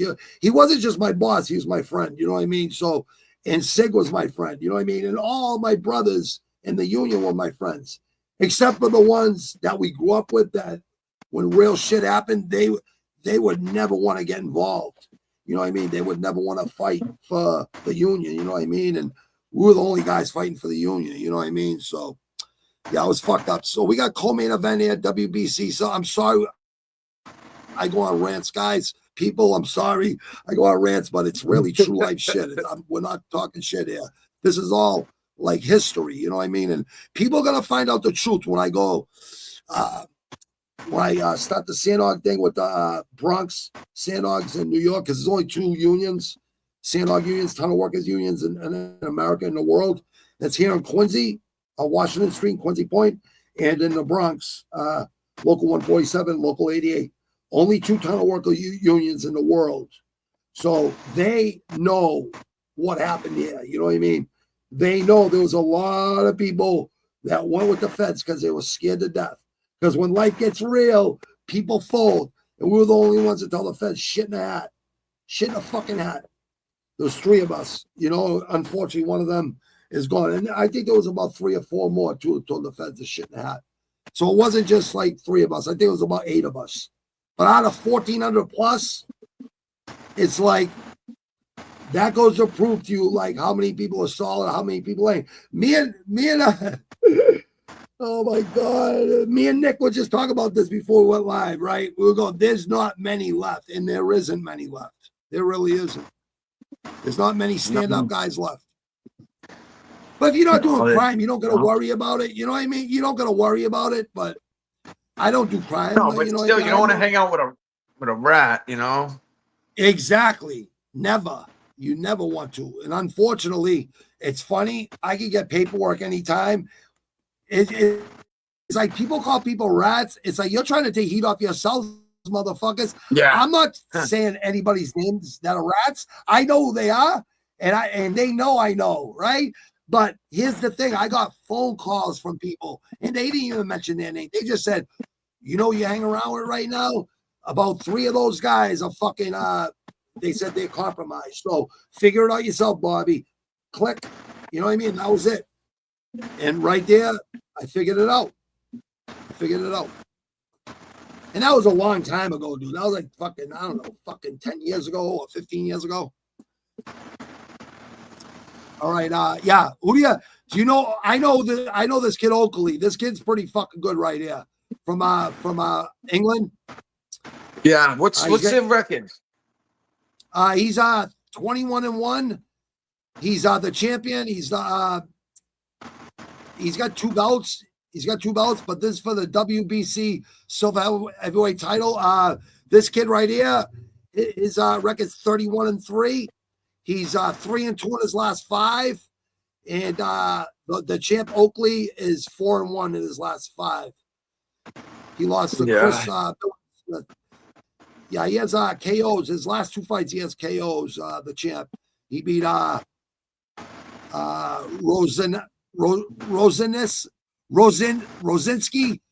the Polak Rosinski. Not the fighting Polak from Quincy. We know him. Not Ryan Kozeski. Yeah, Ryan Klasinski, the fighting Polak, really tough kid. Like him right there. Another, you know, he's just like that kid, tough kid. He beat Hussein Muhammad 7 months ago. KO'd him with a straight right 7 months ago. So he's been active. The Sauce, that's his AKA, the Sauce. Hey, Michael TV, good to see you, Michael TV. He's at a Michael TV 10 raid from the Netherlands. Thank you, Michael TV. Nothing but love, brother. I appreciate you. He just did a raid. That's my Michael. That's my co-host for fighting Nick Morganelli. He's a pro fighter, retired. Crystal Miller says, give them the good old say that where I can reach you. Oh, absolutely, Crystal. You are right. You are right, Crystal. Crystal is right. Yeah, but they, you know, a lot of people talk tough. And when they're local, when they say they're local, I say, well, then come meet me right now. Bring your fucking your backup too, because you're gonna need it. And they'll never show up. They never show up. It's very rare, though. It's very rare, Nick. It's very rare, but I got all good people in there. Like you're gonna like these people, dude. They're all good people, man. They're all just huge fight fans. You know what I mean? So I got 1-1-0, right? With he's 4-1 his last 5. He's got the belts. He's the champion. The challenger is from South Africa. He's 33 years old. He's 31-3. He's 3-2 in his last 5 fights. He KO'd Rechenko, who was 2-2-0. Corner stoppage, towel through 2 months, 1 week ago. But then 1 year, 4 months ago, he lost to Hooney, Justice Hooney in Matchroom.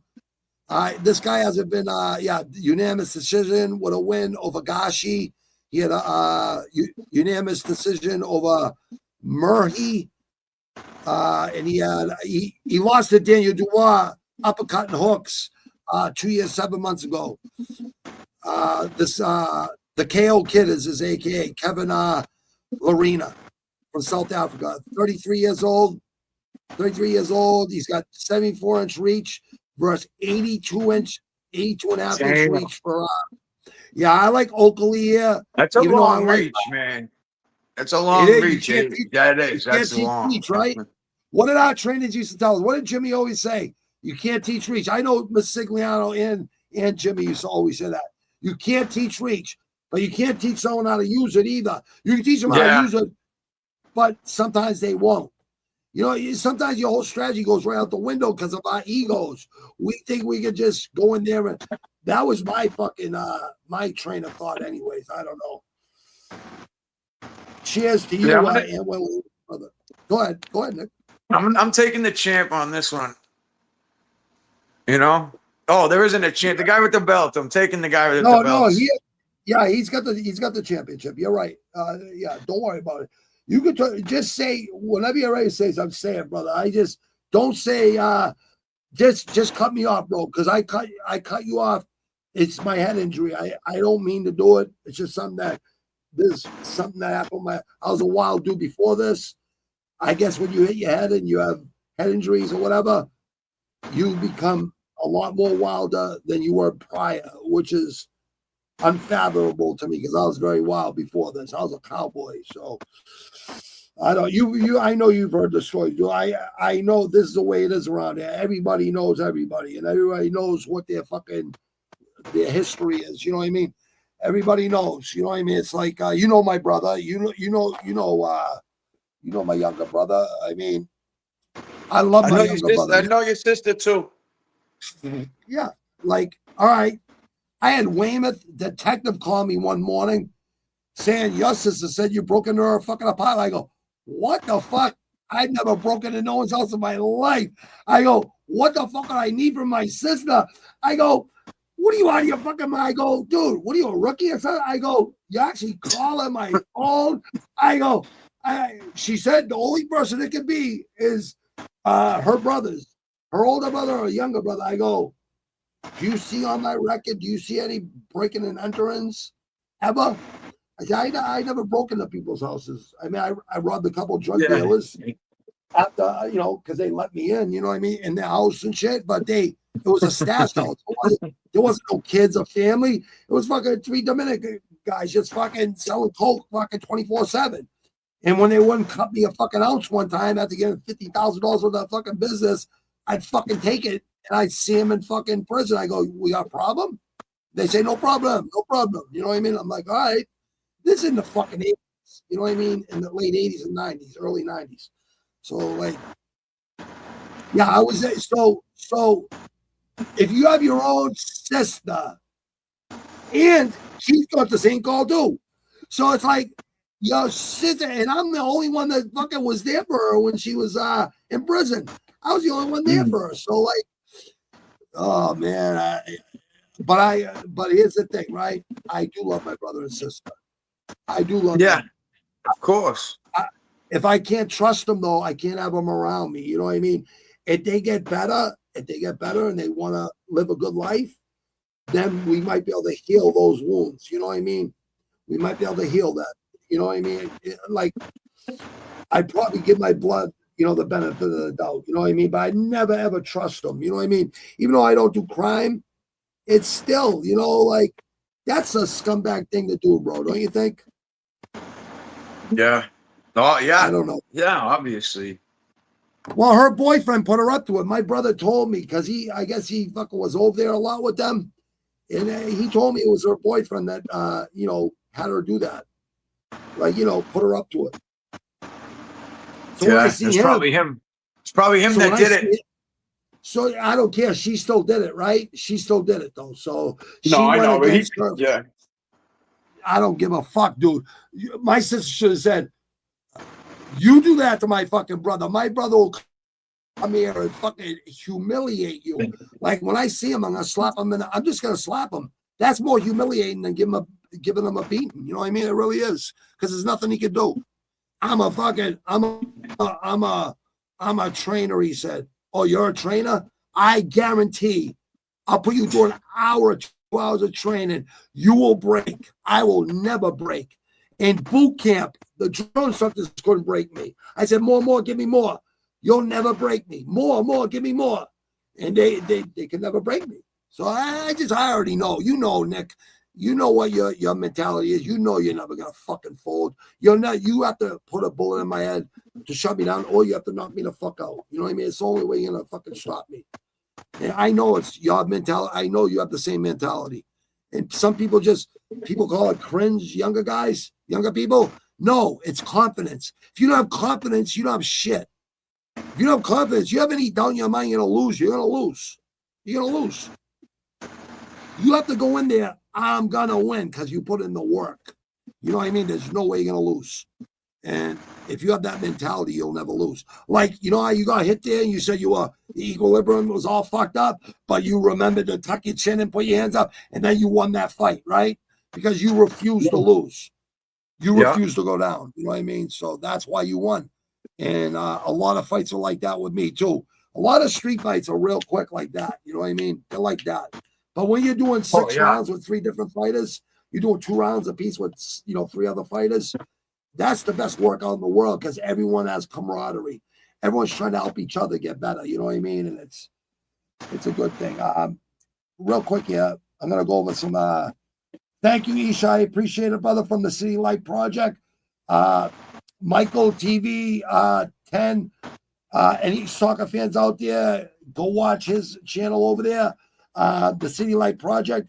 Anybody likes all the smaller promotions in MMA, he covers them all. Really good guy from Canada, lives in Minnesota. Really good kid. Really good dude. Michael TV 10, really good kid.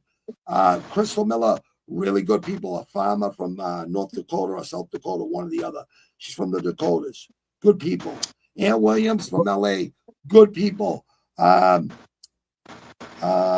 No Chill MMA, always good people. Kay Razy, always good people from Australia. Sean Moody from Chicago, good people. Like all these people in there are good people. Cheers to you, Ant Williams. Thanks, brother. Being able to thrive under pressure. That's what it is, Crystal. You are right. That is what is it. That's what it is. Ant, salute to you. Salute to Hollius. I'm going to take Oakley, too. I'd like to see Lorena win. South Africa. Where is this? Hold on. Where are these fights? Where is this fucking fight being held? Hold on. I'll find it. I'll find it right now. Oh, here we go. Here we go right here. So it's at it's in England. It's in England, I think. Or Ireland. One or the other. Hold on. Oh, Wembley. Wembley, London. Oh shit. Wembley Stadium. Oh shit, dude! Hold on, that holds a right lot now of on the screen. There it is, right there. Wembley Stadium. Well, wow. That's 100,000. That's 90,000, right? Is that 90? Yeah. Isn't it 90,000? Yeah. I'm pretty sure it's 90. Yeah, it's a big stadium. Box wreck. Queensberry. So Queensberry, that's Frank Warren. It's Riyadh season. Thank you to Turkey Al-Sheikh. Thank you to Frank Warren's been doing it a long time. Even Eddie Hearn's father was doing this before Eddie Hearn Jr. So Eddie Hearn, salute to Eddie Hearn. Dana White's going to do a great job at Crawford and Canelo. That's going to be fucking awesome. And he's going to, it's not going to be called TKO boxing. I think it's going to be called Zuffa boxing in 2026. They're just waiting for the deal with Netflix and Zuffa. Yeah, I think it's going to be called Zuffa. Hey, I was out there. Sure. I was out in Vegas with the Fertitta brothers. They tell people that story. Tell people that story, please. Go ahead, please tell them. No, which one? No, I was saying, you know who I met out there too? I hung out with Mark Delagrati. He's from Somerville, right? He knows Muay Thai. He fought out in Thailand and won. Dude, Spalinga. You know what I mean? I love some of the Spalinga brothers, Richie Spalinga and Billy Spalinga. Some of the funniest guys I ever met in my life. They're both gone way too young. Yeah, I think I know what you're talking about. So he's a trainer. He has a scally cap on. He's a trainer now. Does he train with what's his name? Does he train with the old UFC fighter? I know his father. He's Kenny Florian. Kenny Florian, yeah, in Somerville. Okay. Yes. I know. Yeah, he had killers in his gym, yeah. The guy you're talking met him about. Down. You met him in I met him down in there, but I was with Dana White though, because I got to the Fertitta brothers. I went every weekend at their Tell house them because the story. Jimmy Tell them the Gifford story was about down there. Dana. Tell them the story how Which you met one? the Fertitas and Dana White. The one you No, told me I recently. I about- got out there. I went out there and I was trying to get signed by Dana. Right? He Yeah, wasn't. by He didn't Dana want White. nothing to do with boxes though. You know, I got to train down his gym, his personal gym. He remembered me from when I was a kid. I was 7 years old down the gym in South Boston, I right? could hold on. I could verify that at Walsh's gym, right? Not Walsh. Yeah, Walsh's, right? Is it Walsh? It was under the courthouse. It was the Oh, on Muni. top of the courthouse. Was it on top of the courthouse? Yes, it was On top underneath of the it. courthouse in Southie. Oh yeah, yeah. Back in the days, it was underneath it. Yes, You're right. yes. You're right. But I remember he I used could- to train Jimmy LeBlanc, right? He was a skinny guy, right? Dana White, LeBlanc okay. could We used fight. to, LeBlanc could fight. but LeBlanc could fight. but it was cool. It was so I went out there. I walked in the gym, right? Seen Dana White, shook his hand. He didn't know who I was, and then my box trainer told me, he goes, "Oh, I remember him when he was a kid, you know, because he wasn't as big." He was bigger now. You know what I mean? He wasn't a skinny guy. You know what I mean? Yeah. But in Boston, he wasn't nothing. He wasn't going to say nothing out of line. But out there, Dude. he was a big mouth out there. And I was like, wow. I was like, oh, okay. He's got a little money. He's a little cocky now. He thinks he's a tough guy. Only to rich people, though. But when he comes down here, he's not like the Back in Fertitas' father was the real deal. He was connected. He was a connected guy. And I got to meet both of them. Yeah, I got to meet both of them. Good And guy. Lorenzo Good guy. was a good dude. Frank Really was good kind dude. of, the boss mentality. That's They're who had billionaires, that's who had Dana's back. But Dana definitely put in the work. I'll give him that. Oh, no, I'll give him exactly, as a- yeah. And they knew that too. They knew he was gonna fuck. Dana doesn't even sleep a lot. You know what I mean? He fucking sleeps fucking. I guess I he used to- sleeps like. He gave, it was fun gambling. I was like the Steve will do it guy, I was him before that. No, I used to take people and he'd give you money to gamble with. You know what I mean? Dana would, he'd give you Dude, $1,000, but he gave me $1,000. Dude, I leave Fox was a 25 grand, dude. No bullshit. And blackjack. Wow. Me and my friend Brian Lapata, rest in peace. He passed away too because he didn't go to the hospital because he had pneumonia. He didn't die from drugs. He died from pneumonia. Oh, yeah. A doctor said if he would have came in here yesterday, he'd still be alive. Like he was like me. My aunt died the same way from pneumonia because she was a nurse for 50 years or 40 years. She died from pneumonia too because she wouldn't go to the hospital. It's fucking ridiculous, man. Like our egos will. Your ego, I think mushrooms are gonna help a lot. I think all these world leaders gonna take mushrooms because they're all the biggest pussies on the planet. All these world leaders, and I'm not saying it to put them down. I'm saying they're not the toughest people in the world. They're all the people around them, like the military, are the tough guys, not the politicians. But it's the politicians who make the laws. It's like it's all backwards, man. It's like one guy cannot run a whole country. That communism shit doesn't work, man. It's proven over and over and over. It does not work. It does not work. That's why America is a superpower.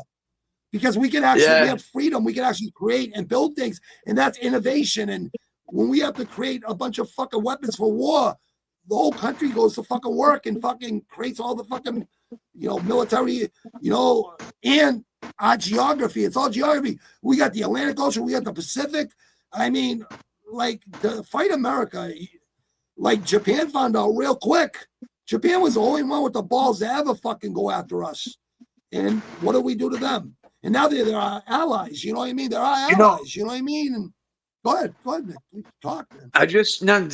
Japan. I just seen a thing. 98,000 people in their country, right, are over 100 years old. 98,000. Same with Same China. China, 60%. They're all older. They don't even have young people. 98,000. That's a crazy number. 100 and older. They're selling houses. The only thing is they can't. What though? They can't have kids. There's something's wrong. You know what I mean? Like they're not having kids in Japan. They're not producing.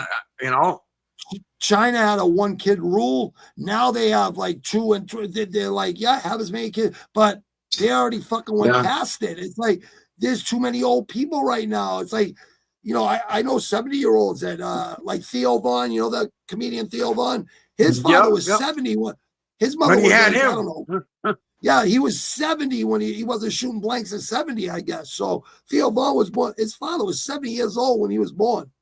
Like, I'm like, what? I'm like, what? But yeah, Japan, listen, this. I was gonna sell water filtration from Japan because they have these water filtration systems that it's anti-aging. And if you shower with that water, you drink that water, all this stuff, it's really good for you. You know what I mean? And Japan are selling houses right now for like 75,000 and 50,000. Okinawa, Japan, that's where all the Marine. There's a base there with all Marines, U.S. Marines. Like we have Australia. We have a huge base in the middle of Australia. We're on every continent. This is what these people don't understand. Most savages in America, you know this, Nick, to be true. Older people are not on fucking YouTube. Like a lot of people don't understand how to do this shit. A lot of people, yeah. And the real gangsters ain't on YouTube either. I know a bunch. I know a real gang. I know a made guy. I know one made guy that is that. Yeah, there's real ones. There's real guys. There's solid guys on YouTube, but they're just because they study and learn how to do it. You know what I mean? But most older people that are savages in this country are not online. I don't think the countries realize that. I don't think they realize it. No, exactly. People are stuck in their ways. People are stuck in their ways. Am I right, bro? Like, you know this. 70-year-olds and 60, 70, 80-year-olds, they're stuck in their ways. No matter what you tell them, they're going to fucking say, that's all bullshit. That's all bullshit. No. Like, technology is getting better and better and better every single fucking day. If you're not learning this shit, you're gonna be behind. Like, I'm not talking about you. I'm just quote unquote everybody out there. No, you're talking about, I hear you. You're right about that.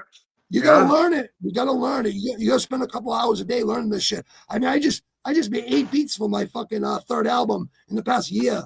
Just learn, you know, because I've learned this stuff over the past 3-4 years. This has all been practice just to get used to it and learn how to do it. Because looking at a camera without knowing behind it, it's a weird fucking thing. It's weird. It's weird to get used to, right? But then when you got people with you doing it, we got people doing it with you, and I got all these people organically, like through other fight channels, and I met other people when they raided my channel at like 11 o'clock at night. They come over from another channel, raid from this channel. So if you look in the description, you'll see in my description it says, because I looked in other people's descriptions and they say, you know, support these creators on YouTube, and my name's in there. So I'm like, I got to do the same thing for these people now. I didn't even know. So now I put them all in there. All these people that have channels, I put them all. If you look in the description on this one, you'll see it. Support all these creators. And I have about fucking 50 of them. I just copy and paste it. Yeah. You know what I mean? I just copy and paste it and put it on every description because they're doing it for me. Why wouldn't I do it for them? Yeah. I'm 145 away from being monetized, and then we'll start making money here. We'll start fucking making money. Yeah, well, I didn't know I was going. I would have told people. No, I would have told people to come on tonight if I knew. I'm just getting my feet wet in this. You know? Yeah. You didn't know we were gonna do it tonight. You thought it was gonna be Thursday and Friday. I just want you to do a practice run so you can feel good when you do it. This, for real. We're just going through this shit right now. We'll go over these fights. We'll break them down Friday for you guys or Thursday, whatever's better for him. I want Nick with me on here because I got respect for him and he respects me. It's all respect and it's all good chemistry. And we know a lot of the same people, which will build this channel even more. On Saturday, I'm going to commentate UFC and the championship boxing fights because you know what? He fought, I fought. You don't have to do that, but I would love to have you jump in and do it. If you're watching the fights, you might as well fucking do it with me, dude. You know what I mean? Yeah. You might as well do it. And listen, there's ways to get it free, so don't worry about that shit. You know what I mean? Like I've been on here for 6 years with my other friend at Rush Hour Fight Club. I've been loyal to that channel, watching fights with them since right before the shutdown, a month before the shutdown. I've been watching fights with that kid over there, and You know, I'm just that loyal type of guy. You know how it is. We're loyal. Yeah, here, yeah, you know? yeah. But I always, not that he ain't loyal. He's a really good dude. He's been on here a bunch of times. He's jumped on here a bunch of times. I like him a lot. For a 33-year-old kid, he's a really good kid. You know what I mean? And, or 34. And I just seen him grow so much. I've seen it. He has all this patience. His parents raised a really good fucking kid. And he always said that to me in the green room and shit. He said, you remind me of my father. Just, you know, you're white and he's black. You know, he goes, but you know all the shit my father knows, because my father taught me about watching fight. Like I used to watch boxing with my father. He goes, I know all those fights. So he actually kickboxed and stuff. He's from Baltimore. So I said, yeah, that's the Northeast. That's so. Exactly. So put it this way. Yeah. I'm always rooting for that kid. You know what I mean? I'm always rooting for him. But I said to myself, he doesn't like the UFC no more. He doesn't like it no more. It used to be called Rush Hour MMA. You know what I mean? I have a bumper sticker and shit, and now it's Rush Hour Fight Club, which that's what it is. It's a fight club. We have a lot of good people in there. But I'm still going to go over there on Friday mornings for one championship Muay Thai. But I am going to commentate UFC fucking every card because I love MMA, and I love holy shit moments. I love that shit, but I need someone to bounce off. I don't want to be the center of attention. Yeah, I'm not trying to be fucking famous. It would probably be better for you because this might go somewhere for you if you do that, because you have a pro fighting record. I have an amateur record. I spar with all pros. I never spar with amateurs and shit. I spar with Paulie Gravel, who should have been a pro. I know. You know what I mean? A lot of people don't know. He's a knockout puncher. This guy would get into a fight with about 5 people, knock them all out. Boy, girl, men, women, it didn't matter. He'd knock you out cold. Tell him. One punch. This guy could punch. This guy could crack. I seen Sig knock out 10 guys before I get to him to fucking help him. The 10 fucking 5 guys already fucking, their heads are cracked open on the fucking ground. And Sig, it takes a lot to get him mad at you because he wasn't a bully or nothing. Sig was like have a great time. You know, he fucking hug you and stuff. You know what I mean? Yeah, he was the life of the party. Oh, Sig, dude. I miss Sig so fucking much. I miss his father. When my wife told me in Concord, like I was like 4th month in Concord, Mrs. Sigliano died, Robbie. I go, what? Oh, I go, send flowers, babe. Send a big thing of flowers. I hung up. I went myself. I didn't go to the gym. I was a runner and shit. I told her, I go, listen, I'm not fucking sweeping today. I need a day to myself. He goes, no problem, Rob. It's all right. And people see me crying a little bit. And they knew I wasn't weak. No one fucking said nothing. You know what I mean? They're all coming in. Guys were coming. I had Junior Zerpolo was like a mafia. He had all blackjack machines and all the private clubs. I got 2 private clubs right down the street from me here that I used to be a member of when I used to drink. You know, the Bocce Club. You know, the Italian clubs around here. You know what I mean? But I don't drink. I don't drink no more. Yeah. I go out and have a drink or 2, and I just get tired. I don't even want to drink. But it's like, it's, you know, everyone's talking about war stories, shit. They're talking about the stories about me and my friends. They're telling the stories about us. You know what I mean? I don't want to hear that shit. I can tell you those stories too, but I don't even want to fucking remember that shit because, like, it's like I'm so much of a different person now. Yeah, I get medieval in a half a second. Like, I got that 2-foot rule. You come up 2 foot with animosity, you're getting dropped. No, like I'm not giving you like nobody get in your face, bro. Yeah, never. I'd let some people get in my face. I'd let some people because I knew I could see through their eyes. I just know I'm gonna slip and rip. I go ahead, throw your best punch, kick, whatever you're gonna do. I promise you, I'm gonna slip and I'm gonna rip, and you're not gonna like it. Your eyes are gonna roll behind your head, and I'm gonna Adam Vinatieri your fucking head and your ribs when you're on the fucking ground. I'm gonna hurt you really bad. And people wouldn't listen. They're just stupid. Oh, yeah. No, liquid. It was just the way it was. I'm sure. I don't know how many street fights you've been in, Nick. Just an estimation. No, honestly, I know over probably 100. Over 100. 100 street fights. Oh yeah. Yeah. No, really, I did. I went to 4 different high schools. So. Imagine that. That's why, right there. Imagine that. That's why. You know, you gotta set precedents every time. I was always in the paper though, and around here, and for doing good, right? I had 3 cases, Bobby, and I was on probation. My probation officer liked me, but I was doing good in the paper, right? And every time there would be something, oh, he won this, he won that, he's going here, he's going there. And they wouldn't, Nick, you they did were a like, lot all of right, good. You did a they lot kept of me good. out. They kept me out, but I would take the cases always to trial. You know what I mean? Like, I had to go to court 3 times a month from school. I had 3 days off each time, you know, because back in the day it was a little crazy. People don't understand the 90s going into the 2000s, you know? Dude, 80s, I was going to Brockton Ryan, Yeah, I going didn't even back to get Sterling. Going back to Sterling, I'm like, what the fuck am I still going to Sterling for? I go, these teachers ain't teaching me shit. I'll go right to the park right now and make more than they make in a week in one day. I just go hang with my friends on the park, like no bullshit in the front of Kincaid Park, where people just pull up and walk across the street to the park. Like, we're not going selling drugs; they're coming to us. Like, this is us that as was bad. teenagers, Yeah, that was bro. a bad. Yeah, it was a notorious place, you know. Where Quincy, What? West Quincy. Do you remember Taunton Secure, Rossi Secure? Like, I was in all those places. Then I did Camp Squano and Plymouth State Forest in the middle. It's a 4-month program. I don't know if you ever did it, but it's like you're allowed to go fishing, you're allowed to go with your family. Yeah, and I friends, know. like, I know what you're talking weekends. about. Yeah.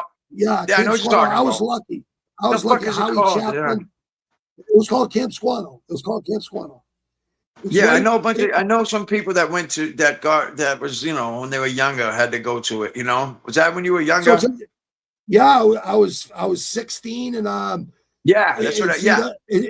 it's either you get committed to your 18th birthday or you go do this program. Or you go there. You go home. You go to camp. You go home. Yeah, and you go home right after that. And you're 25 miles in the middle of the state forest. You know what I mean? Like, people don't understand. Yeah, you gotta Plymouth is a run. huge- You gotta push-ups, pull-ups. You gotta do. You know, right? Dude, I was All running. that. I was running every night with the counselor. A counselor that came in like 5 nights a week. He would bring us running and stuff because we work out all day, lifting weights in the fucking in the fucking pool room. We'd have weights in the pool table over here. We train all day. We play basketball, and some counselors would go running, and it was good. It was really good. And then weekends, my mother and my stepfather would bring me 15 rolled joints. And so on the way home, on the way back to Camp Squatto, I'd hide them under a rock on my walk back. And then me and a guy named Stevie Oppa, rest in peace, from Fall River. I guess he was one of the toughest guys in Fall River. He passed away, but he was not like one of the only guys I'd smoke weed with. And I think Kevin Kelly too, from Dorchester. I just didn't want to tell everybody because then, someone's going to tell on you. You know what I mean? I could only trust 2 or 3 of them. You know what I mean? And that's just the way it was. But it was better than getting locked up to your 18th birthday. You know what I mean? Go do the 4 months there. You know what I mean? And, my mother did that chins on me with my probation officer, Don McClay. Don McClay loved me, right? But, he goes, Robbie, you're going to go for your 18th birthday, but we're going to put you in a program where you only do 3-4 months and you'll be out. You know what I mean? So I'm like, whatever, I'll go. My mother wants to do this tough love shit. All right, no problem. Let her do it. You know what I mean? What the fuck? I wasn't listening. It was my own fault, dude. You know what I mean? But I got out of there and I did good. And all my counselors always told me, D.O.S., you're going to end up in state prison, Robbie, because you think you know it all. I go, I do fucking know it all. What are you talking about? I was 13 selling drugs to fucking adults. What are you fucking talking about? I know more than you fucking motherfuckers. I know people, straight up killers. What the fuck you guys talking about? Right there, they said, right there, that attitude, you're going to be in prison. 19 years old, I was doing 20, fucking 2 years of serve split sentence. They were right, man. They were right. Oh, they were right. Yeah. But look at you now, your success. It's success. Yeah. I am too, for just being allowed, just being Dude, around. having kids, having a good woman and having kids will change your whole perspective on life. Hopefully it will. You know what I mean? Oh, 100%. Yeah. Yeah. Me and you and out, bro. Yeah, I'm going with Okoli here, people. Who you like in this one? Liking this one? I like him too. You like him? Yeah, too? I think I like him too. Yeah. The KO. Yeah, I like him I think he's gonna knock him out, but I might be wrong, but I'm gonna go with a KO. It's heavyweight. It's co-main heavy. They're both heavyweight fights. I'm going with KO too. I'm going KO round 7. I'm going KO round 7. Do you have any round in mind, or you don't just go for a KO? I'll go to like the fourth round. I'm gonna teach you how to get Tapology on your thing. All right, it's free. And it'll keep track of all your. I got a black belt with 4 degrees on it. I'm waiting for my 4th degree black belt right now. I got that in 3 years or 2.5 years. There's people on here, dude. There's people on here on Tapology that are way past black belt, dude. I got a 70% win percentage on MMA, and I got like 90% win percentage on boxing. But it keeps track of everything. So, and so then you can show people how good you are at pick fights because you actually fought, you actually boxed. You know what I mean? As a pro boxer. Sometimes that don't mean nothing, but it's still fun to pick them, Yeah, it's still fun to pick them. It's still fun to pick them. And it's good to challenge yourself, because you're a competitive person just like I am. So, yeah, I like hey, and listen, I want to do a thing with a Discord and have people throw in $10. Whoever picks the most wins and, the most correct wins, if there's tiebreak as well, wins the pot at the end of the fucking card. Whoever wins it, whoever has the most picks wins, how many people are in there is how much the pot will be. You know what I mean? And the money will be right there. Whoever wins it, they get it right there, right at the end of the fucking card. Once we figure it out, it's right there. They put up $10, $20 at the beginning. 25 is the most and 10 is the least. You get fucking 20 people, 30 people doing that. That's like a $500 card right there. That's like a $500 card for everybody. Yeah. You pick all the winners, you win $500 for putting 10, 20 bucks up. So I figured do that for people that are fuck, because there's a lot of gambling fools out there, bro. A lot of gambling fools. Okay, we got the WBA Continental, IBF Intercontinental Light Heavyweight titles. Lappin versus Edmondson. Oh shit, I know this kid right here. The Saint. This kid's 11-0. This kid's 11-0. Look at this one. Do you see them? You see them, Nick? Okay. Yeah. All right.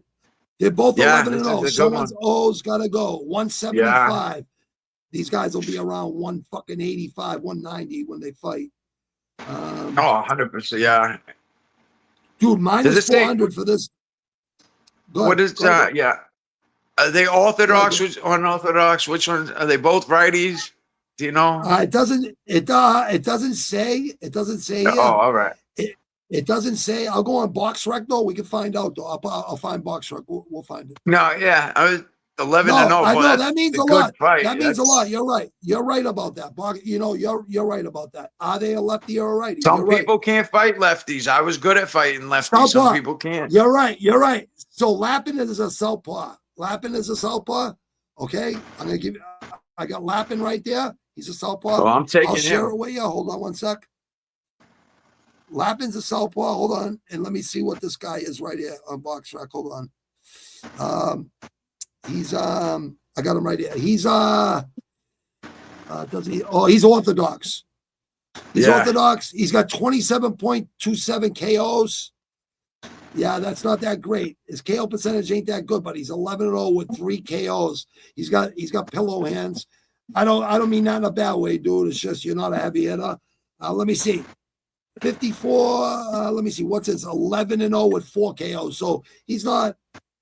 Yeah, he's right. Listen, when I spar with Sean Gannon, I realized I had to change. I had to learn how to change up my stance and shit because that was the hottest kid I ever sparred with. I'm like, you're right. Fighting a southpaw when you're a righty, it's a totally different thing. It's the complete opposite of what you used to. You're right. You're so right about that, bro. And you know what? I'm gonna do the same thing he did. I'm going with Lappin too because he's a southpaw. And not only that, he is the champion. The challenger is Edmondson. They both got pillow hands. 29 years old, 7 months, 3 weeks old for Edmondson, and 28 years old, 1 month, 1 day. He just turned 28. He's from Ukraine. Minus 400 too. Heavy favorite. Plus 300. You know what, people? I don't think it's bad to throw fucking 10, 20 bucks on fucking the challenger That's plus 300. I mean, you never fucking know in boxing. You just never fucking know. Yeah, I know. Yeah. You never know in MMA. Most of all, MMA, because you don't know what these fighters are going through. Like boxing, you kind of understand, right? But the fuckery, we know the fuckery in boxing. We both know it. Like since the 1800s, there's always been fuckery. Yeah, look at the promotions they fought. He's fought Queensberry. This promotion ain't bad at all. I forget the name of it, but I forget the name of this promotion. But it's, I mean, they're good fighters. He fought his last fight 4 months ago. A lot of unanimous decisions. I like these decisions on points and technical caused by head clash. Head clashes happen all the fucking time. Yeah. Okay. Let's see. Look at KO. Look at this. KO. KO. KO. KO. UD. No wonder why he's minus 400, because he has 4 KOs of his last 5 fights. He has 1 unanimous decision. His last 5 fights are all UDs, except for 1 stoppage for a head cut. Yeah, I'm going with lapping the southpaw. I'm going to say decision because the pillow hands. Yeah. I don't know if they're pillow hands. Everyone said Paulie Malignaggi had pillow hands. Listen, I spotted him before he fought Cotto and stuff. And let me tell you, I like Paulie a lot. He had snap, right? He had snap. I couldn't even parry his jab. Couldn't parry his jab. Right. That's how fast he was. Pillow. I don't mean pillow hands. I don't mean. No, I know what you're saying. I know what you're saying. I know exactly what you're saying. I'm just saying they're not knockout artists, is what I mean. Yeah, exactly. If they were, yeah, you're right. If they were, they'd have a lot more knockouts. But you are right. I know what you're saying. Technique. You're right. Technique. If they don't see that punch coming and it's thrown the right way and it's put in the right spot, I don't care how fucking heavy-handed you are. You can knock someone out with 5 pounds of pressure. And you just hit them the right way. You know what I mean? You're right. You're absolutely correct, Nick. And evenly matched, though. Unanimous. Yeah, that's gonna go decision. I could be wrong, but I'm thinking unanimous decision. We both could be wrong. We both could be wrong. Yeah, exactly. It's 10 rounds. It's 10 rounds. I'm gonna go with the 10 rounds. I'm not gonna. Here's another heavyweight fight here. Yeah, we'll pick this last one. This is 10 rounds. The other one's 6 and 4. I don't want to mess with those 6 and 4. I don't think that's enough time. Serenko versus Dasas. I've seen these guys fight. This guy's really good. This guy right here, 22-0 from Ukraine. He's fighting out of Germany, obviously because of the war. I'm going with him, man, because I'm going with him. What's the other guy's record? 9-1. He got knocked out 6 months, 3 weeks ago. So he took the 6 months. Yeah. He took the 6 months, which is smart. But he has KOs. Look, he KO'd Webster. He KO'd majority decision Webster. He has a KO in Matchroom 2 years, 3 months ago. So he's got heavy hands. You know, let's check out there. He's coming in as the victim, though. You know, he's coming in as the victim, basically. Yeah, he did get knocked out. So that might make him a little bit maybe scared to let the hands go because he might be worried about that knockout that he. I don't know. He's got 3. Yeah, he's 9-1 with 3 KOs and 1 KO. So he lost with 1 KO. He's 9-1 and he won with 3 KOs. He's 9-1-0. So he has 3 KOs, 7 decisions. So he's orthodox. He's orthodox. All right, let's see who this guy is. Let's see. What's his name? Oh shit! Oh, here we go. Let's see. This man right here from England. They are fighting in England, and you know how the England fans are. They're so passionate. That's why he's on the card. Yeah, that's right. Yeah, that's true. Jumping. That's true. Orthodox. So they're both orthodox. He's 9-1. Did I already bring him up? No, I didn't. I already brought him up. That's my bad. That's my bad, people. I'm sorry about that. Let me check out this guy's this champion here.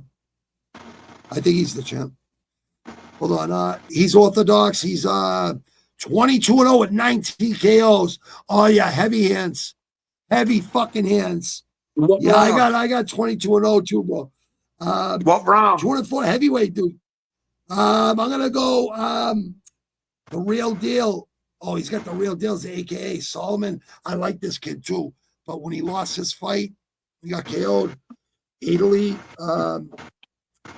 You never know. You get surprised, especially in heavyweights. Yeah, exactly. But I'm going with I'm going with the heavy-handed guy. I'm going to go with the Ukrainian because of the Olympic the style they fight. It's all fundamentals and technique over and over and over. And I always preach that to everybody, even though people get bored with it. I never got bored with it. If you don't keep doing it, if you do it all the time, you never have to think about where your feet are moving because your feet are always going to move the right way. You'll never be off balance because you're always practicing fundamentals and technique. I try to explain this to people, but they don't get it. They don't understand it. I don't know if they understand what I'm trying to tell them, but I'm going with it. I'm going first round knockout on this one. I am. First round knockout. I am. Yeah, just because. Yeah, I am. I like that. I like the it. energy. I like the energy like of the crowd. He might just, He's gonna shut up. He's gonna shut up those fucking England fucking fans, which some people could do very well. Actually, they love that energy. They love getting booed and shit. They love that shit. I know. I loved it. I know I loved it. Like even in just amateur fights, for fucking charity and shit. I didn't mind getting booed. Yeah. Let me see. 7. I'm gonna go round 7 or under. It could happen in the first round, like my man Nick said. I'm gonna go 7 rounds under. But Nick's got our first round, so we got it right here. It's recorded. So, once I look at the fights again, we're going to look at them again Friday. We'll figure it out. But, yeah, those are the fights right there in boxing. I'm going to go over the UFC card real quick. I'm going to read some comments real quick. Chris Gray, what's happening, brother? Good to see you, brother, from Canada, my buddy Chris Gray.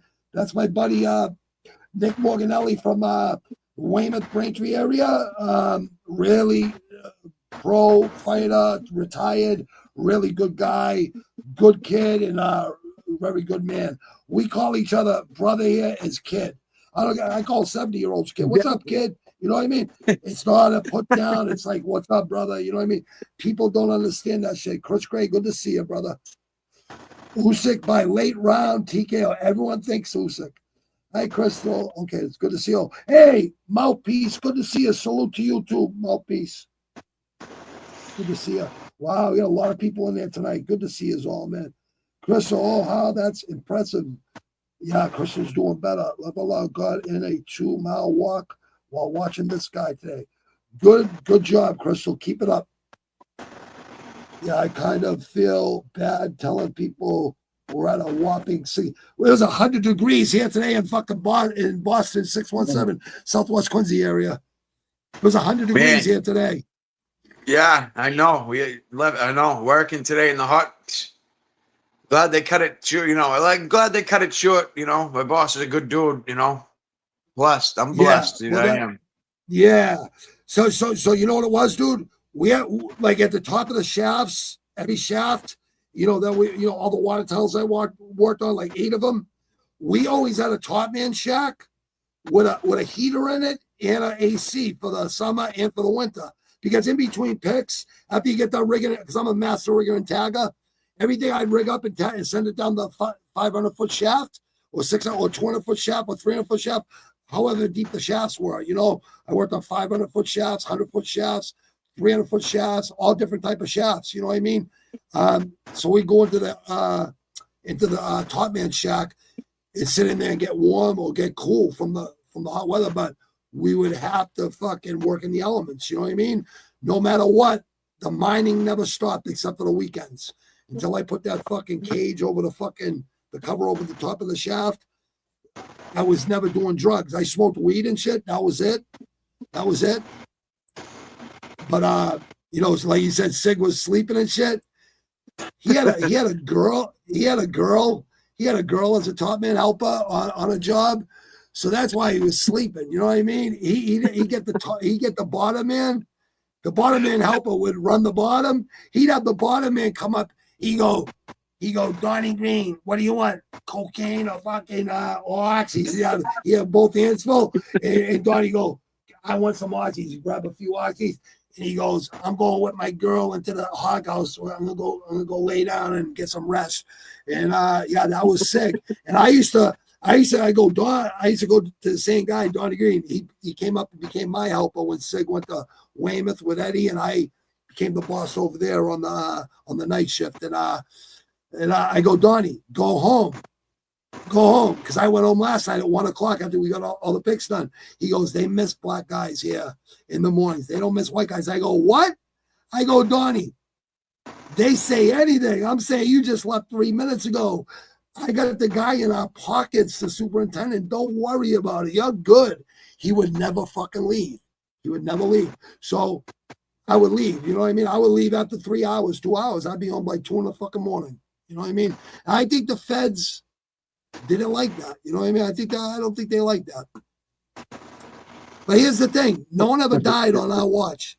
And it wasn't only, I worked on the Weymouth shaft. I worked on the Chelsea shaft, the micro tunnel underneath the Chelsea River. I worked on the Nut Island shaft. They would call me a fucking union enforcer, all these bad things, violence, me, Sig, Scott Wright. And then a month later, they're saying, another job well done. Robert George the other third takes out the first piece of the fucking tunnel boring machine in the Nut Island shaft in Howe's Neck. And I'm like, make up your fucking minds. I'm a union enforcer. I'm a bad guy, but now I'm a good guy a month later. Make up your fucking minds. Like the newspapers. I'm like, what the fuck is wrong with you motherfuckers, man?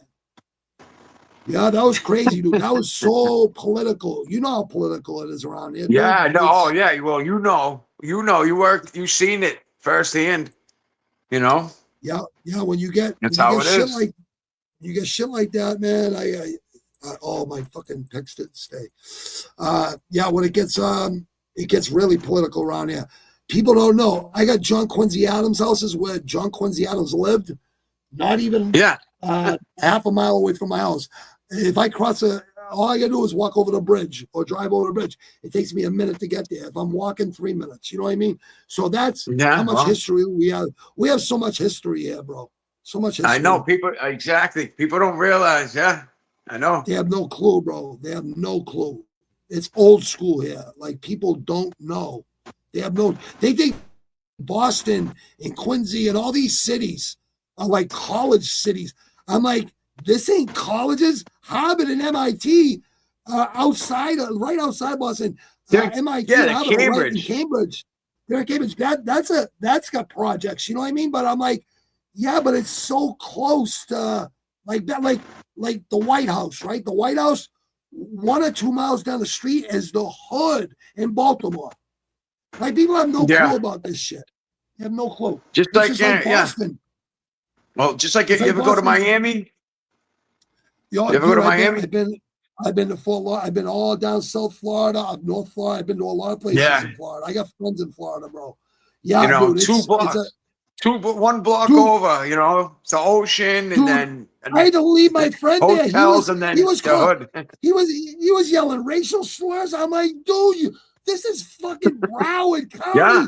They don't fucking like us down here, dude. I had an ounce of coke on me. I had 10 grand on me. I go, dude, you're gonna put me in jail for fucking 10 years down here. I fucking call my wife. I go, babe, I'm sorry, I'm in Florida. She goes, you better be on the next fucking plane in the fucking morning. I go, I will. I go, set it up. Because I'm not calling no fucking airlines right now. It's like 2 in the fucking morning, right? I had to leave my friend, God bless his soul, because Tony Lacciardi, Joe Lacciardi from Ashmore Street in Dorchester, from North Quincy. He's one of the best. He had a scholarship to Tennessee as a wide receiver. Like he was that good in North Quincy High, Tony Lacciardi. I don't know if you knew him. Do you know Tony? No, but the name, I heard of it. I heard of him. Yeah. So every time after the bars closed, we'd go over to Ashmore Street to their house down their cellar, which was filled with fucking a bunch of people. There was always parties there. You know what I mean? So we'd go there, meet Beldo, Wayno, Jay Keith, Sigliano, all of us would go there. Paul Gavell, all of us would go there, dude. It was fucking craziness, dude. After back in the 90s and the 80s, we're always You always, because I get pages on my beeper. People will want Coke, so I'd have to deliver them packages, you know. And I did time for selling Coke, so I could talk about this shit, you know. But I'm just glad they never caught me with a lot more, you know what I mean? And yeah, there's rats out there. There's plenty of rats. There's no honor in that game no more. There's just no honor in it. They put fentanyl in it. Cattle fentanyl in it. Like, it's fucking why? crazy. Why? Why would you want to kill off your customers? No, they're trying to kill Americans. That's what they're trying to do. So don't fucking look up to those people. Honestly, I don't give a fuck. I don't give a fuck, man. Fuck those motherfuckers, man. Fuck those motherfuckers. I can tell you one thing. I can tell people out there. I get a quarter pint. I put a quarter ounce of inositol onto every ounce because it was yellow fish scale. Fish scale, like. Yeah, the yellow shit was a good. Yeah. Oof. Yeah, dude, you drop a little bit in the water, it would evaporate. There'd be no powder would fall to the bottom of the fucking glass. That's how you know how pure it is, people. Like, I could test cocaine just by rubbing it on my finger in a circle. I could tell how good it was because it would be really oily if it was good cocaine. It would be oily. You know what I mean? You go like this with your finger. You go like this, just a little bit. You go like this with a little bit. Go like this. If it's oily, really oily, because when you cook it, what happens? Oil. You'll see a big thing of oil. The oil turns to, exactly. That's what you want. Then you throw a little. That's what you want. A couple drips of really ice cold water. You got a stick, a little.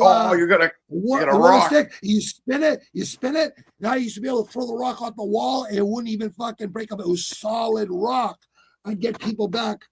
Like, if they want me a quarter ounce, I get back fucking 7 grams fucking cooked. Like, solid. Like, people would ask me to cook the coke for them. You know what I mean? Because I know how to do it. You know what I mean? You had a third of baking soda to a gram of cocaine. Like, this is like, I never did pills to the year 2000. Till I was like 32 or something, 31. I never did pills to the year 2000. Well, they were flooded or in the streets. They were flooded. You know, I was getting 160s, 160 million. I was getting 160 OCs. I'd bite off a piece and take my GSXR to the Cape. I'd do 170 all the way to the Cape Cod Canal, like, you know, in between traffic and shit. Like, you know, when there's no traffic at like 10 in the morning. And I go down there, bite another piece off the 160, right? Fucking eat a hot dog, smoke a joint, look at the Cape Cod Canal, watch the people fishing down there. And I do $170 all the way back. I had a brand new GSX. I had an Expedition. I had a fucking Caddy SLS. I was fucking ghetto fabulous. You know what I mean? And it's like, it brings attention to you. And I told my wife, I go, I know the feds are watching me because at my wedding, Scott's like, Robbie, the feds are watching this wedding right now. You got 350 people here at your wedding. And all, you know, me, all these other fucking savages and fucking my aunts from Pittsburgh and shit. My grandparents are there. My aunt's asking me if I'm in the mafia and shit. She goes, Robbie, you in the mafia? All these guys respect you so much, and they're all older than you. What the fuck? Why is everyone respecting? It's my fucking wedding day. I said, not only that, we all have each other's backs. That's the way it works here. Like, I don't understand. Like, you don't understand that? No, I'm not in the fucking mafia. I go, of course not. But yeah, I would never take that oath. You know why? I don't like being ordered to do nothing. And I'm not 100% Italian. I'm 30% Sicilian, 60% Irish, and 10% German. So I could never take that oath. But I was a problem solver. You know what I mean? I obviously collected a lot for my mentor. And, you know, people need to be dealt with sometimes, you know, in the 80s and 90s. People have no clue. I'm not going to explain it no more because people will not be able to relate. I know you can relate, but a lot of other people can't. And I don't even like to bring up the past. I really don't. But sometimes it just comes into my head. Sometimes it comes into my head. All right, this is a great fucking card, people. Dustin Poirier is retiring. It's his last fight in Louisiana. Back in 93, 94, 95, 96, 97, this is where they would have to fight these UFC cards because a lot of sanctioning states. Yeah, they called it cockfighting. And Trump used to allow Dana White to have UFC cards at Trump Plaza and shit. So that's why fucking Dana White and Trump are so close, because loyalty, people. Loyalty is so important. Loyalty is one of the biggest character traits there is. It's one of the biggest ones. And another one is being real, authentic. Be real. Never talk shit that you can't back up. Honestly. And be loyal to your friends, man. You know what I mean? And speak your mind, man. You know what I mean? Your mind is your mind. Look at this fucking card, people. We'll go over this card real quick. It's not, you watch UFC, right, Nick? Yeah, but I'm not like a super fan. I'm not. Are you gonna start watching? Are you gonna start watching? A little bit, yeah. A little bit. I mean, I'm gonna. Yeah, I mean, I will. Yeah, I love him. Yeah.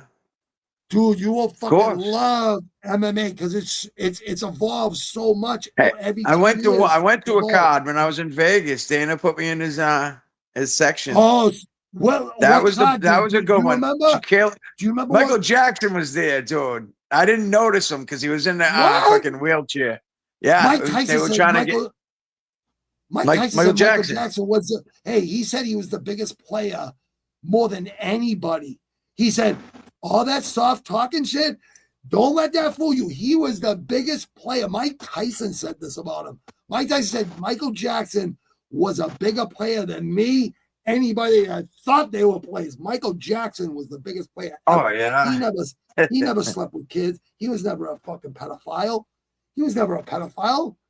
Fucking Macaulay Culkin slept in his house all the time. He said he wasn't trying to rape kids. Why didn't he get raped? Like, I don't know. I don't fucking know. Hollywood is really strange. I don't know. Michael Jackson. I don't believe it either, but I don't believe it either. But you know what? Yeah, but it's hard to. But it's like everybody. It's like I wasn't there. I wasn't there, so I don't know. You know what I mean? And everyone says it, but you know what? And then we found out that other motherfucker. What's his name? That's in prison right now. It's like sometimes they're trying to take heat off of other people. And they're going to blame it on someone else to stop them from fucking looking at them. The guy that, like, you had the woman had to bang this guy to get in movies. I forget his fucking name. It's at the tip of my tongue. That big fat guy. The big fat guy. I know. And what's her name? Candace Owens is like on his side. It's like, what the fuck? Candace Owens. She's wrong on that. There, right? You do but she's wrong on that one. Oh, she's definitely wrong on that. Harvey Weinstein. Yeah. Harvey Weinstein, real piece of fucking shit. She's like on it. Yeah, but he was with all of them, the best looking ones. He's a scumbag, dude. So hold on, she's on his side, dude. Yeah, look, go, yeah. That's the one thing. That's why I'm like. Maybe she's not on his side 100%, but watch. Yeah, but watch. I respect her. If you don't believe me, watch it. Watch it. I believe you. Dude, why wouldn't I believe you? No, I believe you. No, I know. I'm just saying, like, because it's weird, It is weird. I know people that try to, they try to debunk shit with her. She fucking is hard to debunk, man. It's like going against Joe Rogan. If Joe Rogan's wrong, he'll admit he's wrong. That's why I like Joe. I never watched any of those shows he was on. I only knew Joe Rogan from UFC. I never knew Newsray, any of those shows. I was never watching that shit. I was never watching TV. I was too busy. That's what like computers. I was too busy working. I had kids, and a wife. I didn't have time to fucking learn computers. So, I didn't know she's fucking on Harvey Weinstein's fucking side. Yeah. I had no idea, dude. Maybe I should go watch that fucking she interviews him and shit, I think. Or she does? Okay. Something like that.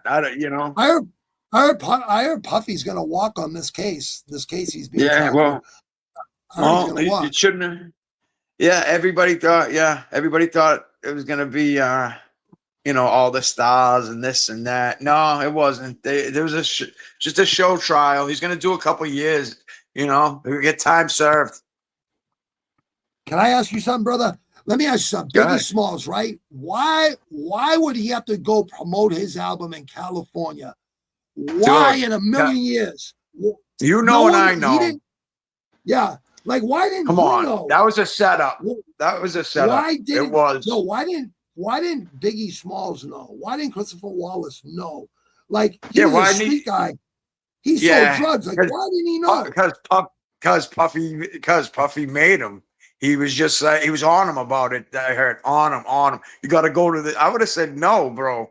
No, I It's ain't on the going to album. It's on the California. album. It's on the intro of the album. He's like, you're big. Fucking 6:30, LA, fucking whatever, JFK to LA. Yo, you up? He's like, yeah, I'm up. I'm like, why the fuck would you have to go promote an album? Biggie didn't have to promote no albums. He was gonna fucking sell out regardless. I know. Oh man, that's so sad, bro. Him, Black Rob, Craig Mack. It's like all these guys are under Puffy are dead. I remember his mother saying, "What man calls himself Puffy?" Like in the movie, that had to be a real thing. Like, oh, they wouldn't have put it in there, man. I'm like, I don't know, dude. Like Puffy didn't seem like a guy. It seems like Biggie had a lot more fucking say so than fucking Puffy had. I don't know, man. I guess Puffy had a lot to say more than Biggie. I don't know. It doesn't make sense to me. He did. I know. Well, Clive, what is it? Whatever was his mentor, Puffy's mentor, and bang. You know, he used to bang him. Quincy Jones too. Quincy Jones. Oh yeah, they are. Of course, they all. Who's royalty in music? You know what I mean? But they have some sick fucking fetishes and shit. You know, so. Yeah, I remember they were talking about pink cocaine and bubble. Yeah, I know. What is that? And all that shit. What is that? Hold on. We had that in the 80s. We had cocaine that was white with a little pink tint to it that tasted like bubble gum. It tasted like bubble gum, but the drip in the back of your nose, you could taste the rocket fuel though. You could taste the cocaine. You know what I mean? Oh, it was yeah. They must have like stored it in fucking bubblegum boxes or something.